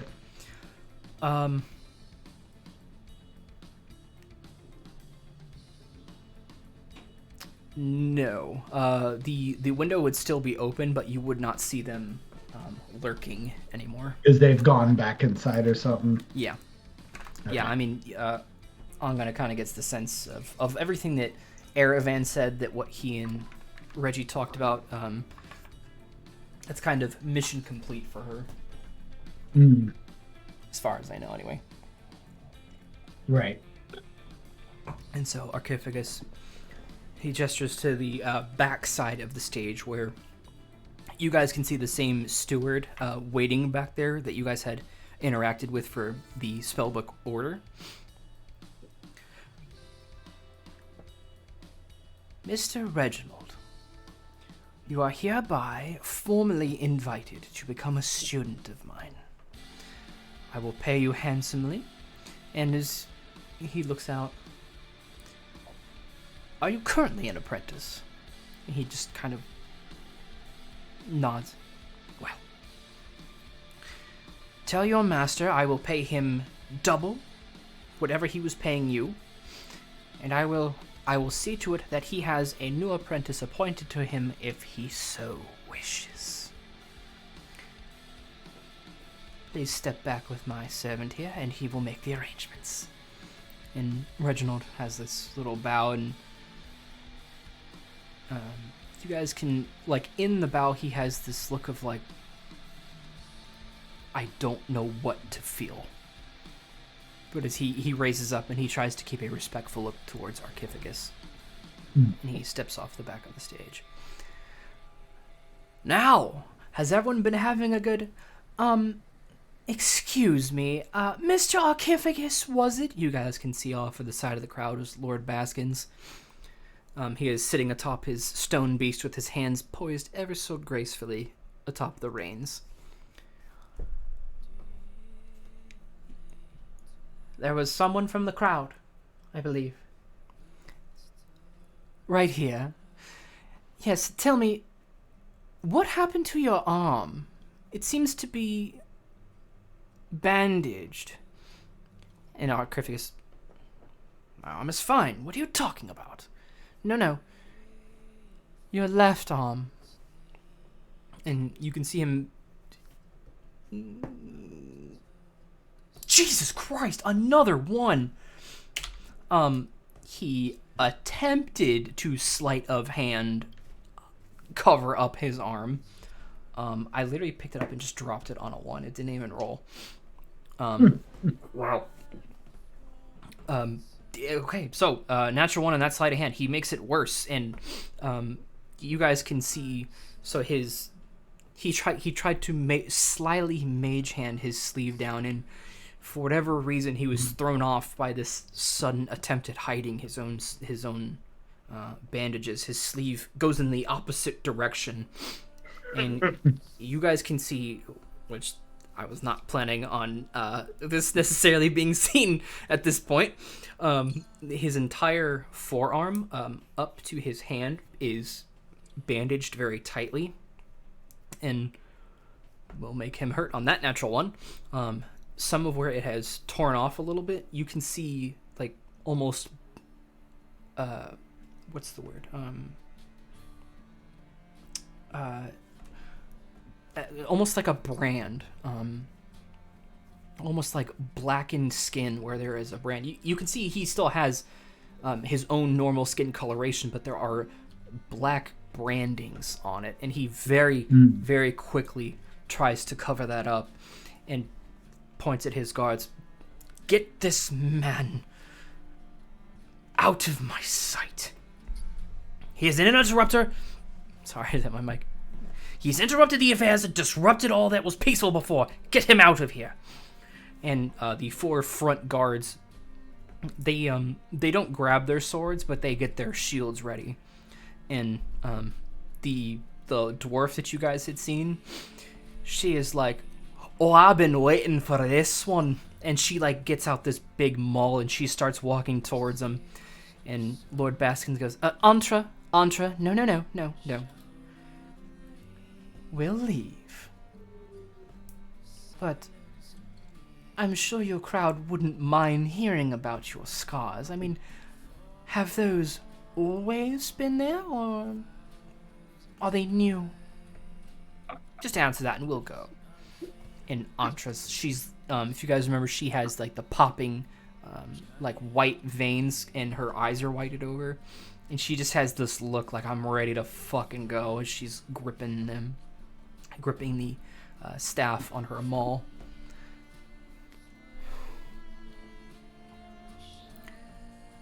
It is no one's business how I am hurt.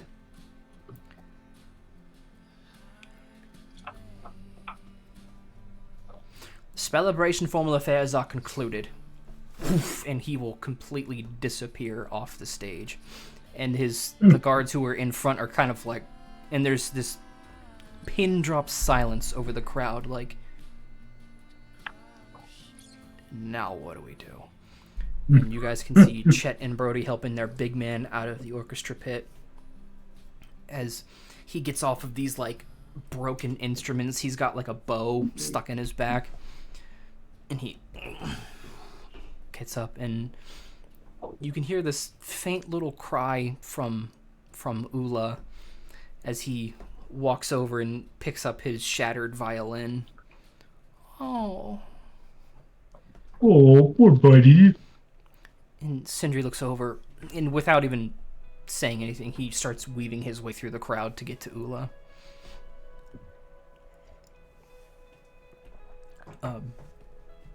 So yeah, that kind of disrupted a few things. Is there? Let me think. What does DeLorean look like? Because DeLorean's- obviously this is.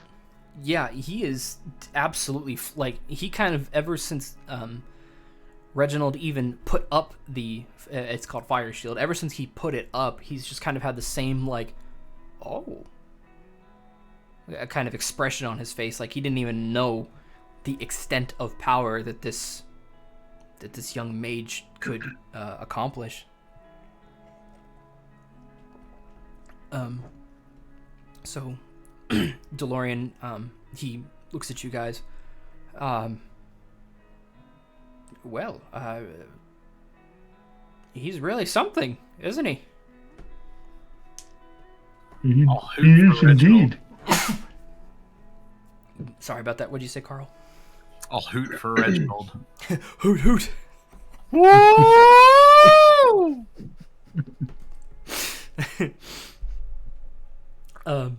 Fuck you.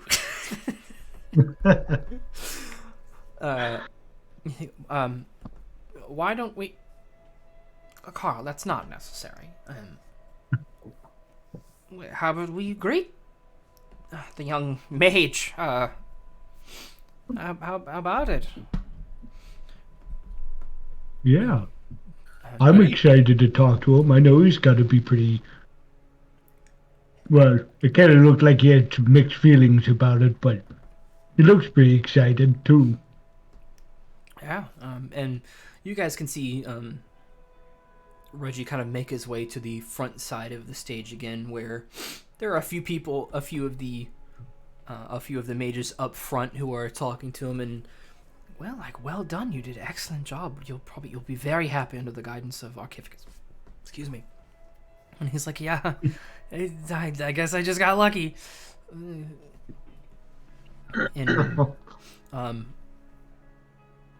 we'll say as you guys, DeLorean is,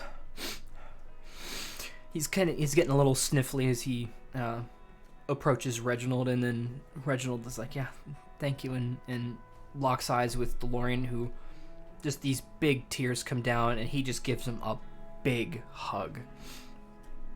And you guys can hear him. I'm so proud of you, Reggie. And of myself. I was worried I led you astray from what you wanted to achieve in this life, and now I know you've never been closer.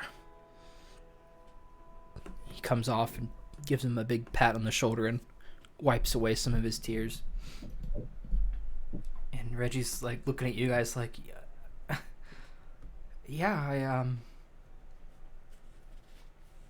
yeah, it's something. Can I tell that? So Angada is kind of picking up that he's not really is like that was definitely Koila and Maya. Like, I feel like that's immediately what he's thinking, especially based on Reggie's reaction. Can I make an insight check for that, or is that do I even need to? You're trying to like kind of confirm Angana's suspicion, I guess, that Reggie knows that Reggie knows it was them. Yeah. Okay. Yeah. Make an insight check. That's a 13. I think a 13 in this instance is fine. Yes, Angana definitely. He can definitely sense that Reggie knows that it was Maya and Koila. Okay. And, you guys, let me think, because I'm trying to remember what Erevan overheard, and if you would know kind of why he's feeling mixed at this point. Because I know you guys, the players, know. I'm trying to remember if your characters know.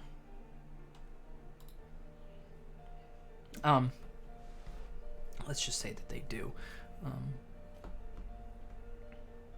You guys know that from when Erevan was around DeLorean and Reginald, they had very deep conversations about, and you guys know from your I think your first or second day on the plantation where they talked about Reginald's sister, and that he couldn't find her. He's been looking for her, and Erevan has told you guys that Reggie thinks his sister has a sickness of some kind, and the reason he's working so hard at becoming a better mage is he wants to try and cure her, and he thus far the only way to achieve that level has been to get to Fury Keep. And the conversation that he had with Maya was she's going to be okay on her own, essentially, and that she was going to get him taken care of, and that was kind of what transpired here. And so yeah, you guys I think definitely know what they are able to detect what Reggie is kind of going through in this moment.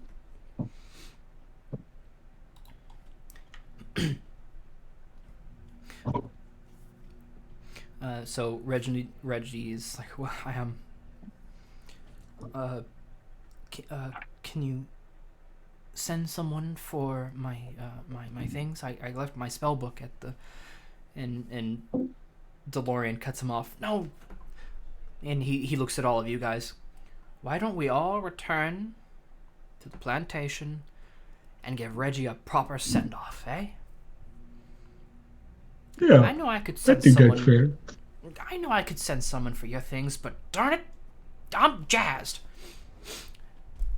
So why don't we? And he's looking through the crowd a little bit, and you guys can see Sindri with a kind of consoling Ula, like it's okay, like we'll get you another one. And Alea is also consoling Ula. They're both together. And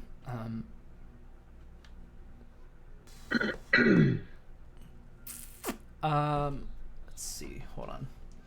Since there are 4 of you, okay, I'm gonna make an insight check. 17. That'll do, pig. Yeah, is looking over at Sindri and Alea, and he might be picking up a little bit of sparks there. Ooh. As they're both. I wasn't expecting Who has that, buddy. Mommy. Yeah, as they sort of kind of lock eyes over consoling Ula for a little bit. They're my. Get a little rosy in the cheeks. Oh my. So is there?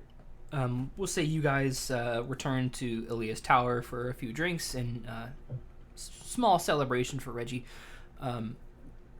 I know that this was kind of a narration-heavy episode, so is there anything you guys wanted to do or ask any of the particular NPCs?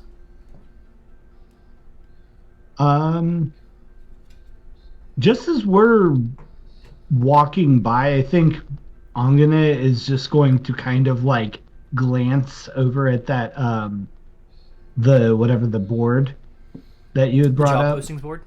Yes. Yes. Just kind of it. He heard it mentioned, and he's kind of I get 7 gold now. It's kind of, the shit's in sight now. Yeah.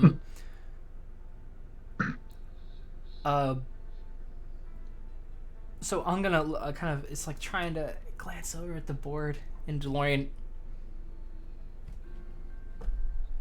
you can go take a look if you want. We're not in any hurry. We'll be at the tower if we have to go off without you. Thank you very much, sir. Yeah, And I just we'll wait. trot off real quick. Yeah. So Angena walks over and he can see a few things. So the job board, basically, the short version is there are pages posted, and as you grab a page, the original posting remains, but you also have a physical page now in your hand of the quest, for lack of a better word here. And then he can see other ones, like you'll see a signature being written along the bottom of the line, and it'll say like completed, and the page will just kind of burn up a little bit and then fall to ashes. And Angena follows the ashes, and there's a literal just bin that collects them as they fall. So there are 3 currently up for grabs. And they are all posted by the elven woman you guys had seen. It is N. Yolandril, so you guys know that is Mishaya. Right. There is Biskull, the Mad Mage, dead or alive. An Igor-type creature, last seen on the 6th around the East Harbor. Grug the Thug, wanted alive, posted by Yolandril. A meaty man with a sharp axe, last seen around Alea's tower on the 7th. And the third one is Jiggy, the blue lizard, dead or alive, seen across every arc and is excellent at escaping. And then in big letters, bring small manacles, high reward. Let's get jiggy with it. I'll bet. Stream's over. Yes! It's done. Yes! Yes! Good night, everybody. That was punny.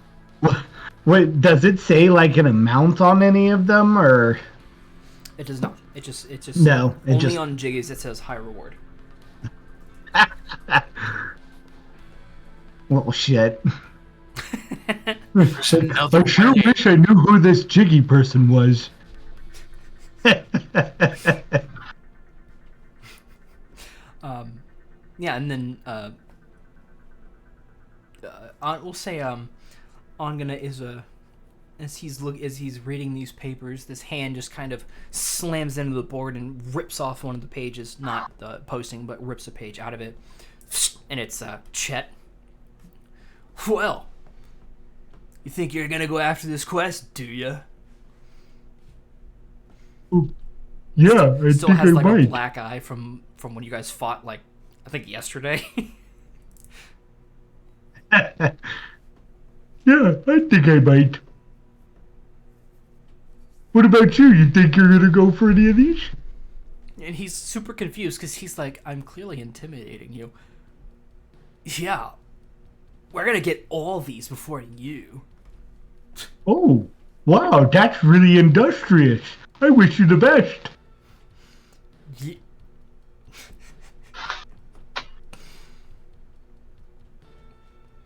Whatever, man. We'll get this before you do. And he Okay, have fun. And he, Brody, dude, I totally got him. How sad. Anyways, And yeah, okay, that went nowhere. So Yeah.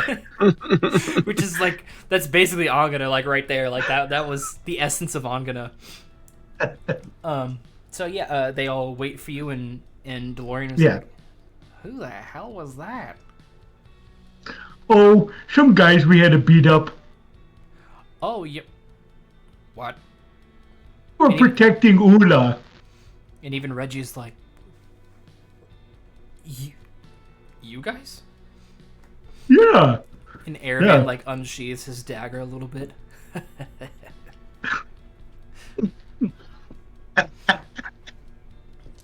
DeLorean Yeah. kind of like huddles you guys together.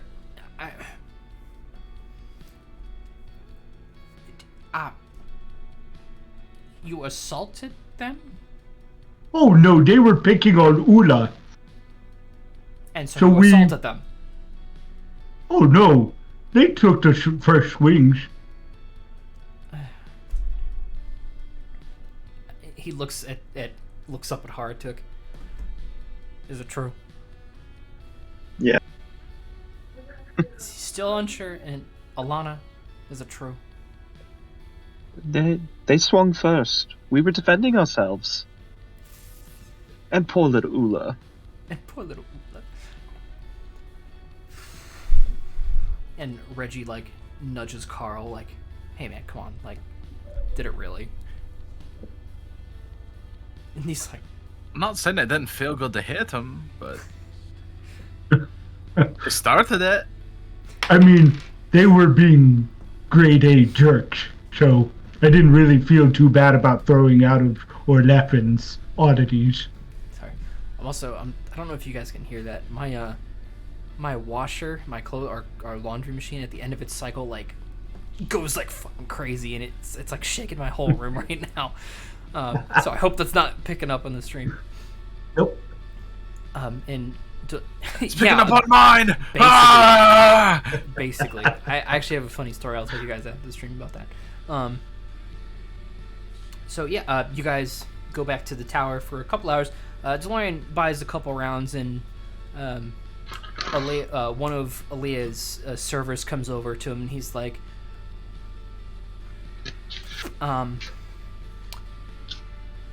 Sir, I appreciate your patronage and everything that you've done for us, but we do have a tab limit.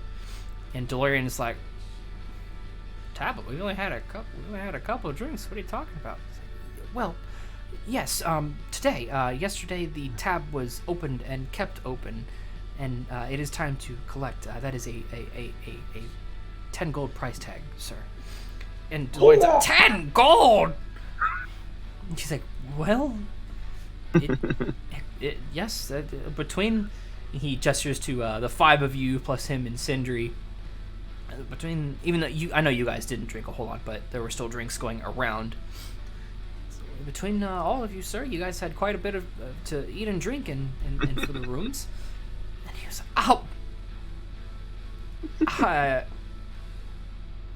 okay. Wow, I don't remember that. And the guy kind of like rolls his eyes, like, maybe that's why. And he's like, well, and he looks over at Reggie. I guess this is a heck of a celebration then, isn't it? And he'll reach in, like, kind of on the inner seam of his pants, he'll pull out a platinum piece. That should about cover it. And the guy's like, yes, it will. Yes, it will. Anything else, sir, now that your tab has been paid off? Nope. We're is the bread free? Yes, sir. We'll split an order. Cheapskate. So you guys, is there anything before we return to the plantation? Is there anything else you guys would like to talk to them about? No. I think, honestly, Angene is going to wait to talk to Reggie about seeing Koala and Maya, and then kind of like, but definitely far enough away from DeLorean that he can't hear it, because I think that I'm going to keep this between him and us. Okay, yeah. So, cause I feel bad I didn't give you guys much time to RP. It'll kind of set in that DeLorean is like, he'll look over at Harratuk. Did I just hand that man a platinum piece? Yes. Excuse me, sir. He'll get up to go and he'll go up to the bar to talk to him. About that order. Are you absolutely sure that blah blah blah? So it'll be you guys and Reggie out of earshot of DeLorean, who is otherwise engaged. So, Reggie, I couldn't help but notice I saw Maya and Koala today. He's like, yeah. How you feeling? Well,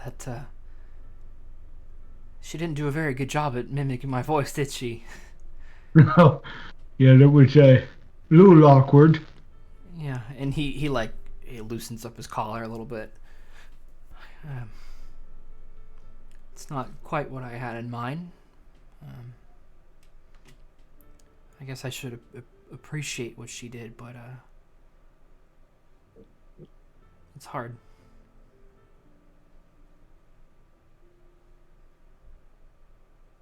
Yeah, I can understand that. Are you okay? Do you need anything?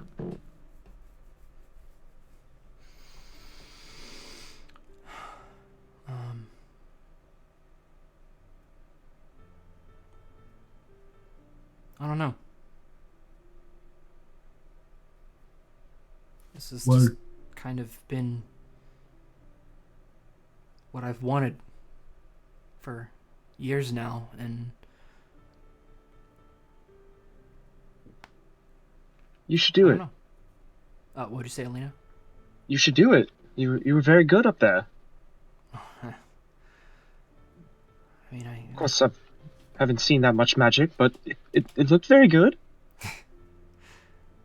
yeah.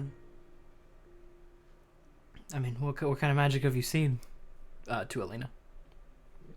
None? and you get a little laugh out of him. Oh well, then yeah, I guess that by comparison. Other than the rings, but Yeah. Oh. Oh yeah. He looks over at DeLorean, who is like, he's like itemizing like the little paper receipt. Like, are you sure we ordered these pretzel sticks? I don't think we ordered pretzel sticks.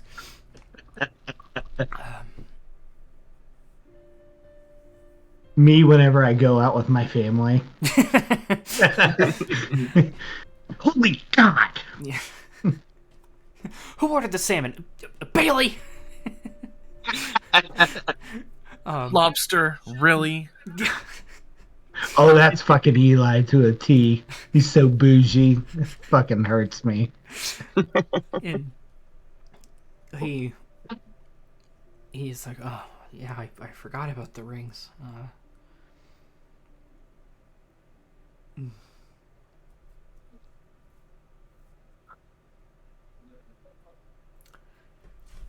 Well,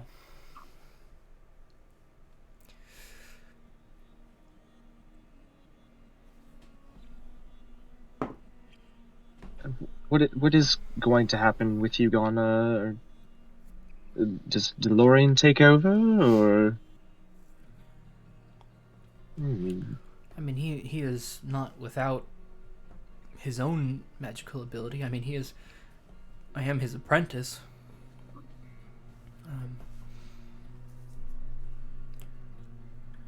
And he looks over to make sure DeLorean is not paying attention, and he's clearly not. And he'll like kind of lean in to we'll say Angene and Alena for the and Karl for the moment. I have a pretty good feeling that Maya and Koila are going to be waiting at the plantation, and I'm not exactly sure how that's gonna play out. But should we be prepared to fight them? He's like looking at Lena like, are you serious? No. No, Maya wouldn't. He's really hard to catch. What? You guys, he's like, Erevan said you guys saw her. You tried to catch her? She was right. Well, Alena here more like dived after her and missed. Like, what was that? 2, 3 times? I think it was 3. It was 3. Yes, He's like, 3 times? It's like she had oil on her entire body. I could barely touch her. He's like, that's the first I'm hearing of that. Well, well, I'm, and he gets this, like, little cold expression on his face. You guys aren't gonna turn her in, are you? Oh, not unless she does something bad. I don't think we would. I mean, if she tries to hurt somebody, I can't say I wouldn't try to stop her from hurting somebody, but No, I don't get that impression. And he looks back over at Lauren again. She just...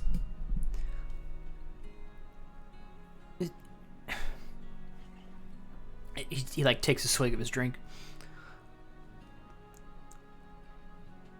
She's a lot less okay with, and he gestures to your guys' ring, to Alena. He gestures to her rings.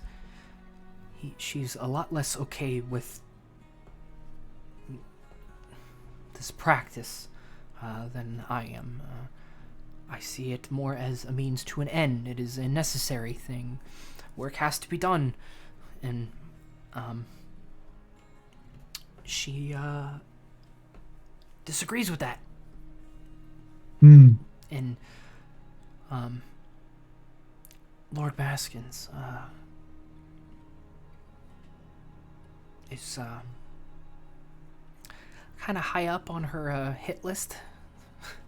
And he's like, not an actual hit list, just more like a shit list. I forgot the S. Ah.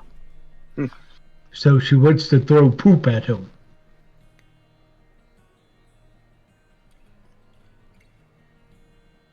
I'm sorry, I'm just being silly. That's just me. He's like, no, I mean, it wouldn't be the first time. Just, you guys aren't gonna... You're not gonna turn her in, are you? I don't even know what I'd do. Like I said, I'm not going to try and hurt her unless she's mean.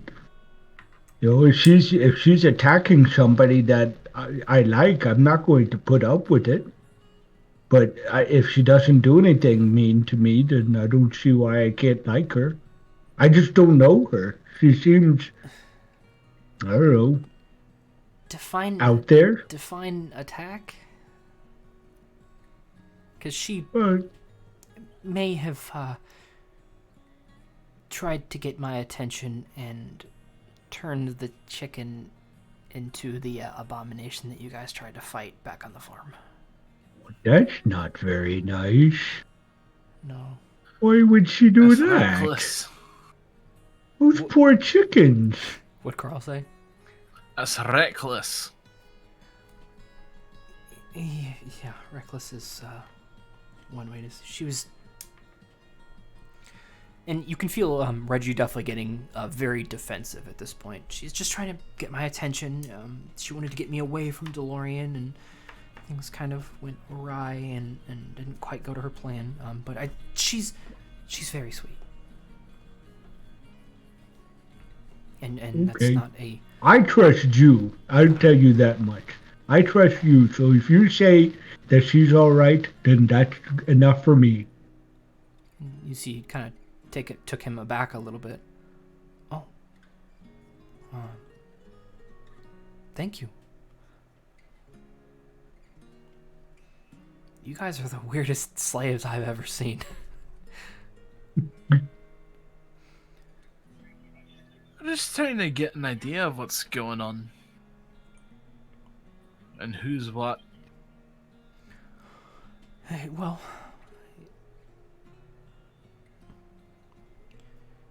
Looks like you're gonna have to start doing that on your own here once I'm gone. What's she doing with Koila? I'm not sure. I know what... Looks back at Dorian again. I know what Maya wants. I don't know what Koila wants. I never got the chance to meet her. I mean, you guys had your rings before you even got to us, and DeLorean hates big confrontational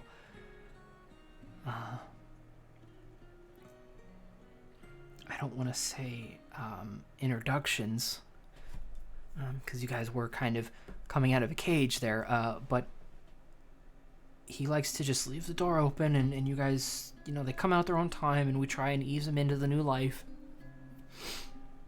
And she was gone. I didn't even get to talk to her. So I don't know what she wants. But if they did what they wanted to, in part today at least,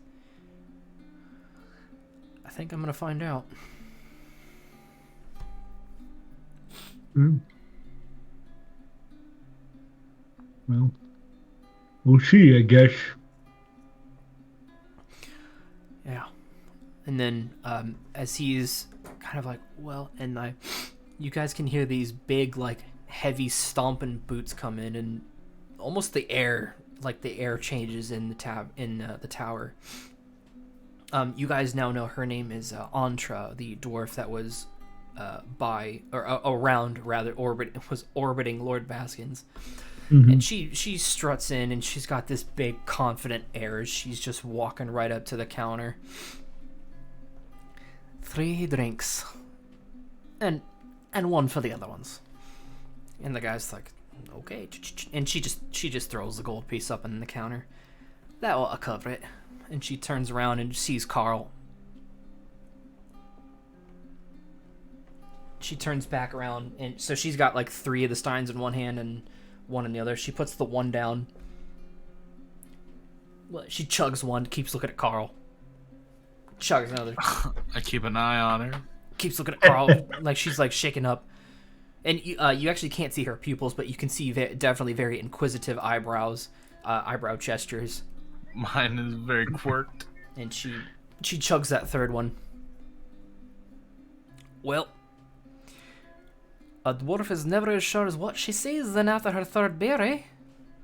What are you doing here? I'd ask you the same question. I asked you first there, eh? I woke up here about a week ago. A few days. I raised my wrist. Aye. And she comes over, and she'll squeeze like between whoever is on the edge, and Reginald's like, okay, well, I'm uncomfortable again. She's just, and you guys can see, if you guys remember the images of her, kind of the armor she was wearing, and then she has those pulsing veins. Now that you guys can see up close and personal, are pretty gnarly looking. Her skin has this like deep gray, almost like scaly kind of texture to them. The further down her neck, like to her collar, it goes.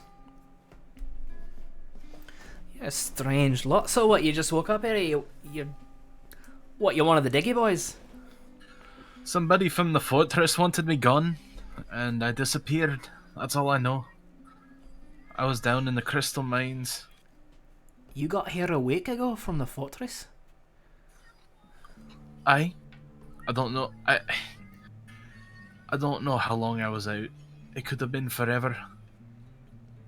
Well, you must have done something pretty good to piss off the Peppy boys, eh?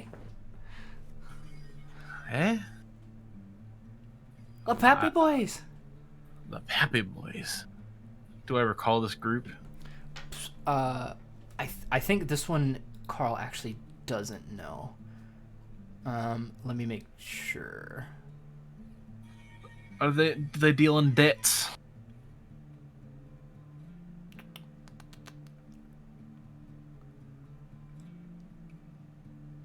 Have Karl do a history check. We'll say it's a DC 15.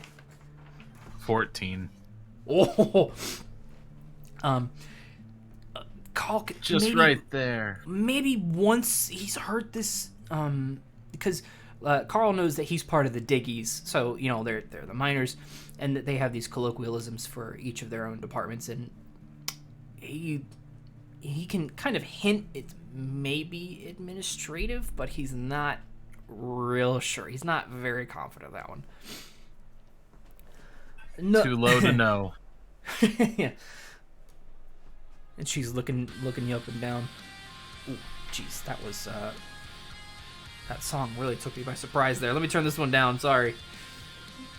I'll just give a shrug. Must have.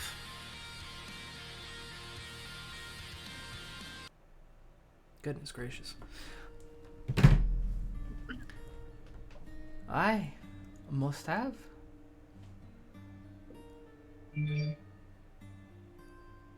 Who, she's like looking up at Harratuk. Like, okay. Looking at the giant half-orc. Yeah, okay. Looking at Alena and Erevan. Alright. Well, I can't say as I'm super familiar with the other races of the world here. I've only seen so many, but I can't say I've seen either of you. And she's pointing to the half-orc, minotaur, and Erevan's skin tone of elf. And she'll look at Harratuk. Where you from, there, cowboy? Mountains. As what, like the Drake Crags or some other mountains? I kind of just turn away. A chatty one, eh? All right. Well, how about you? Looking at Angene. Hello. My name's Angene. I'm from a small town called Nekeb. Oh, Jesus. Can't say I recall that at the moment. Oh, it's on the sea there on the west side of the Drake Crags. Are you sure about that?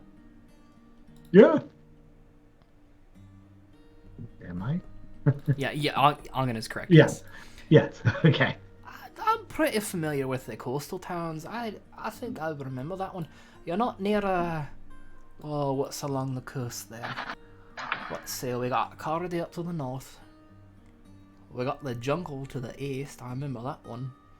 We've got the monastery. We're just north of the jungle. Pimlico? Right? Yes. Right? Yeah. Yeah. That's I'm trying. I've seen the map. It's been a while. Yeah, you're fine. Yes. Okay. Yeah. North of the Pimlico. All right. Because I can recall. Oh, what is it? There's the Monastery of Fiery Ruin. We got Eleni. There's the Caffold Stronghold. And I can't remember if there was another one. It is what it is around the Sea of Kusa. So you're from... Alright, well, whatever. Listen, I'm here for a good time. I'm not here for a long time. Hey, it's alright going on Lord Baskin's here for a little bit, but I'm making my money and I'm gonna get out. Is that what you boys are here for? I'd love to get out. Yeah, you're stuck on that one. How much they paying you? Shite. You should look into working for the nobles, eh? Or if I could, she kind of sarcastically looks around. Maybe I could talk you into the faith of Ghostvine, eh? What's that? Oh, he's a great dragon. He slinks beneath the earth like it wasn't even there in the first place. And she gestures to her skin. He's the one who gave me my power. Wow. Hey? Aye. Ghostvine. He's a good one. Not like the other mamby-pamby dragons that... Oh, look at me, I fluff through the air.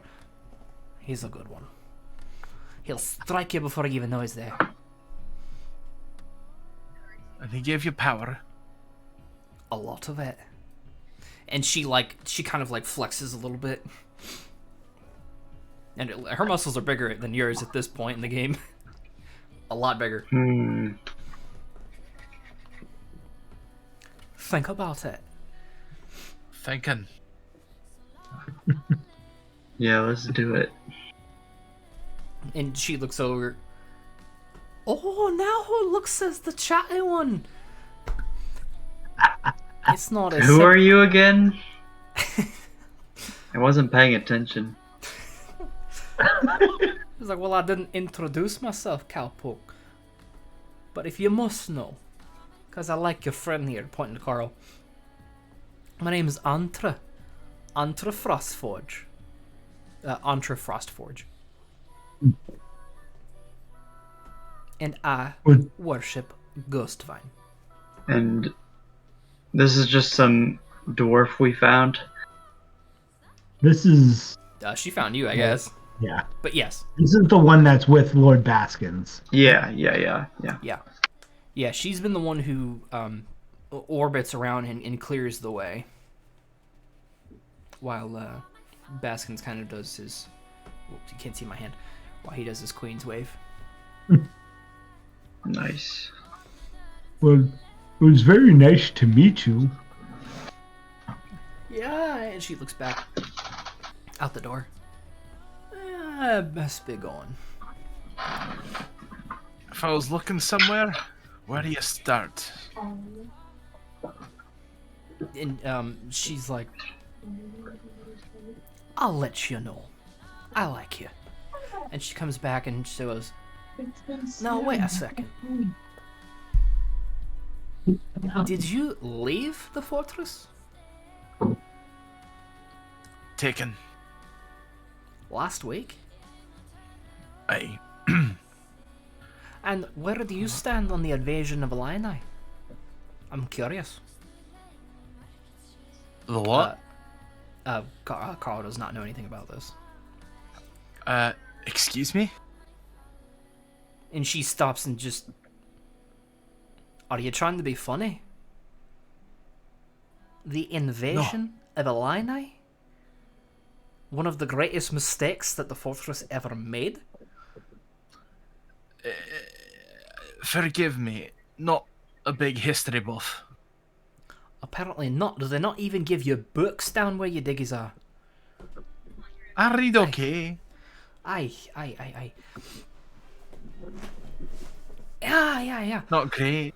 And she like looks back. She'll give me a second, eh? And she looks back. Comes back to your table. All right, I don't see him. I got a minute here. Yeah. So right. So you know? Oh man, I don't know what you know. You know who Karl Ironbeard is, right? Aye. Our Kaiser. Who don't? I'm just you don't know a line. I'm just making sure the terms here. So he's got a son, yeah, Guthro. He done what's the word? Scarbered. He done Scarbered about a couple century ago, yeah, and it gets in Carl's head that the people of Alena done took him, yeah. So the dwarves plan their little raid. They go down and they raid Alena, Carl. You never knew about that? I've been in the family business forever. Then digging the rest of the time after that. I thought you at least knew. I mean, that's what the Pappy boys told me. Told us it anyway. Yeah, that never seemed quite right to me. I had to leave after that one. That was just wrong. As I said, too low to know. And Too now I low have to no idea know. how I'm getting home. Too low to know. Too low to know, yeah. Amazing. Yeah, well. You're an interesting one, eh? I like you.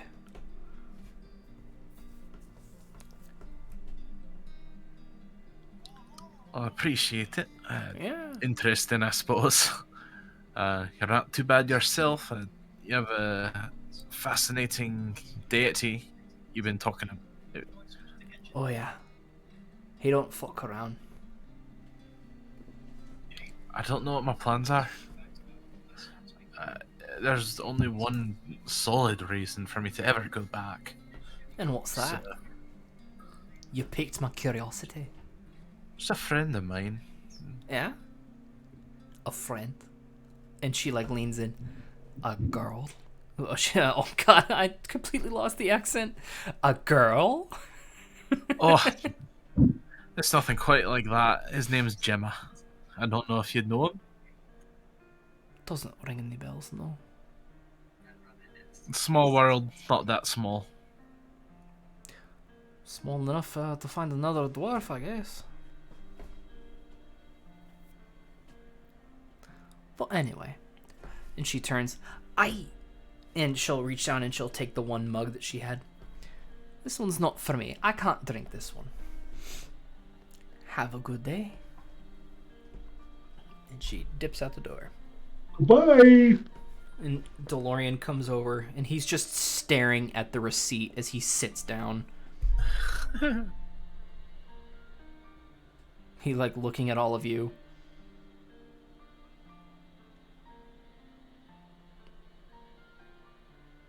Some of you had to have a drink. Not Or me. two. I don't drink much at all. Okay, maybe one.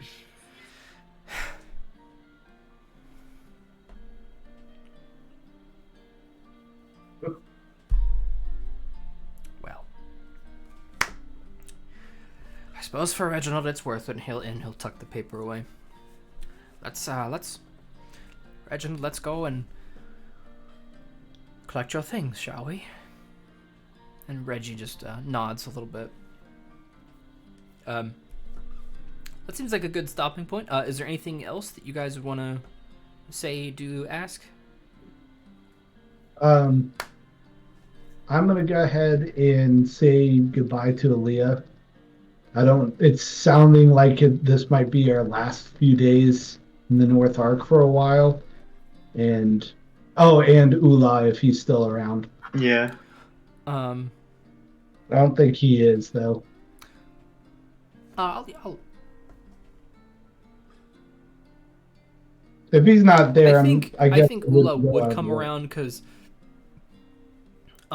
if his dad didn't have like instruments just in the shop, Alea would be where they go to get more. So yeah, Ula would definitely be pretty teary-eyed, pretty bummed out that he lost his violin, and Sindri comes over and basically like, "Oh, I thought I'd find you guys here."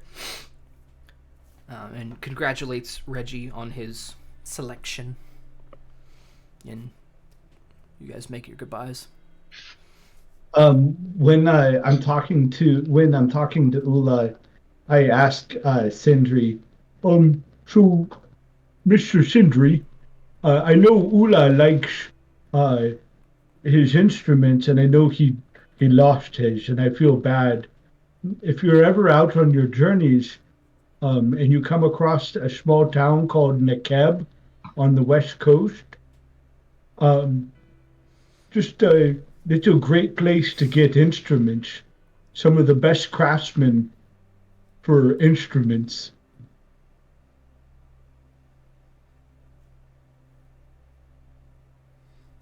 Nekeb. That sounds familiar.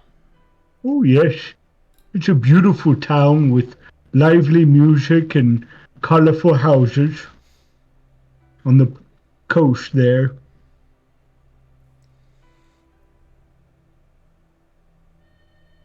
You don't know a man named Sirio, do you?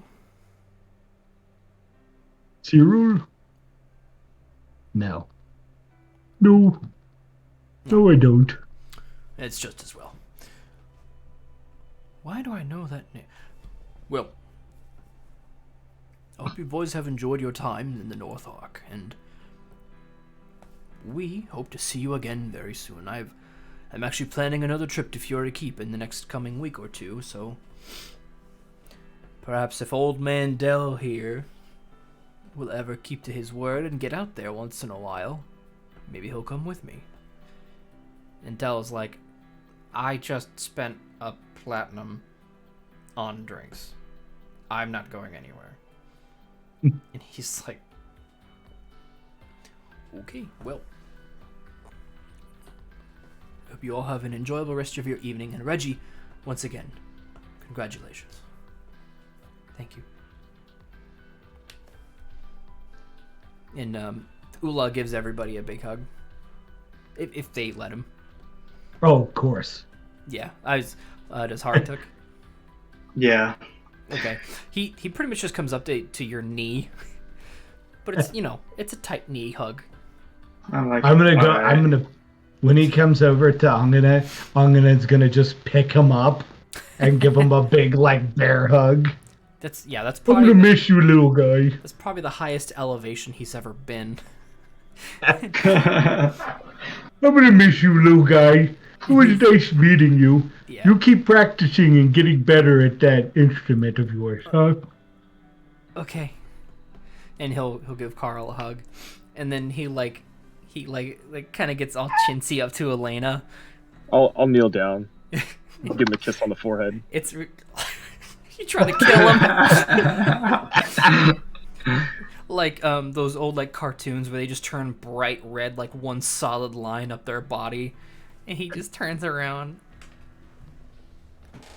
and walks off. Sindri just watches him walk by. Okay. See you all later. And we'll pick back up at DeLorean's Plantation for episode 7. Awesome. Well done, well done. Yay. And I'll have a lot more for you guys to do next session. There was a lot of narration on that one. Mm-hmm. Exposition isn't bad. Nope. Especially when there's a lot to get through. Yes. There's a lot of the world that we don't know yet still. Yep. A lot. But anyway, Viking, holy fuck. Thank you for, what was that, 15 something subs? Jesus Christ. Oh, it was 10 plus her continual support, which, thank you, Viking, thank you. There has to be an NPC in the world at some point who's just named Viking, and I'll have to think of that one. Maybe another deity, another god of the world. We're all just gonna be like, that Viking, what a great person. Wow, she's so generous and kind. She it could be the god of sandwiches or something. Just handing out all these free subs, wow. But anyway, we'll cut the stream there. So thank you, Viking, and anybody else who stopped by. I hope my accent wasn't horribly cringe. I am working on it. Better than always mine. cringe. But it's always thanks, Kyle. I can always count on you. Yep. We'll see. For those of you, this particular group will be back in 2 weeks for their episode 7, and group 2 will be back next week for their episode 8 or 7. They're doing 7 as well. Thank you and good night. That up. Thank you.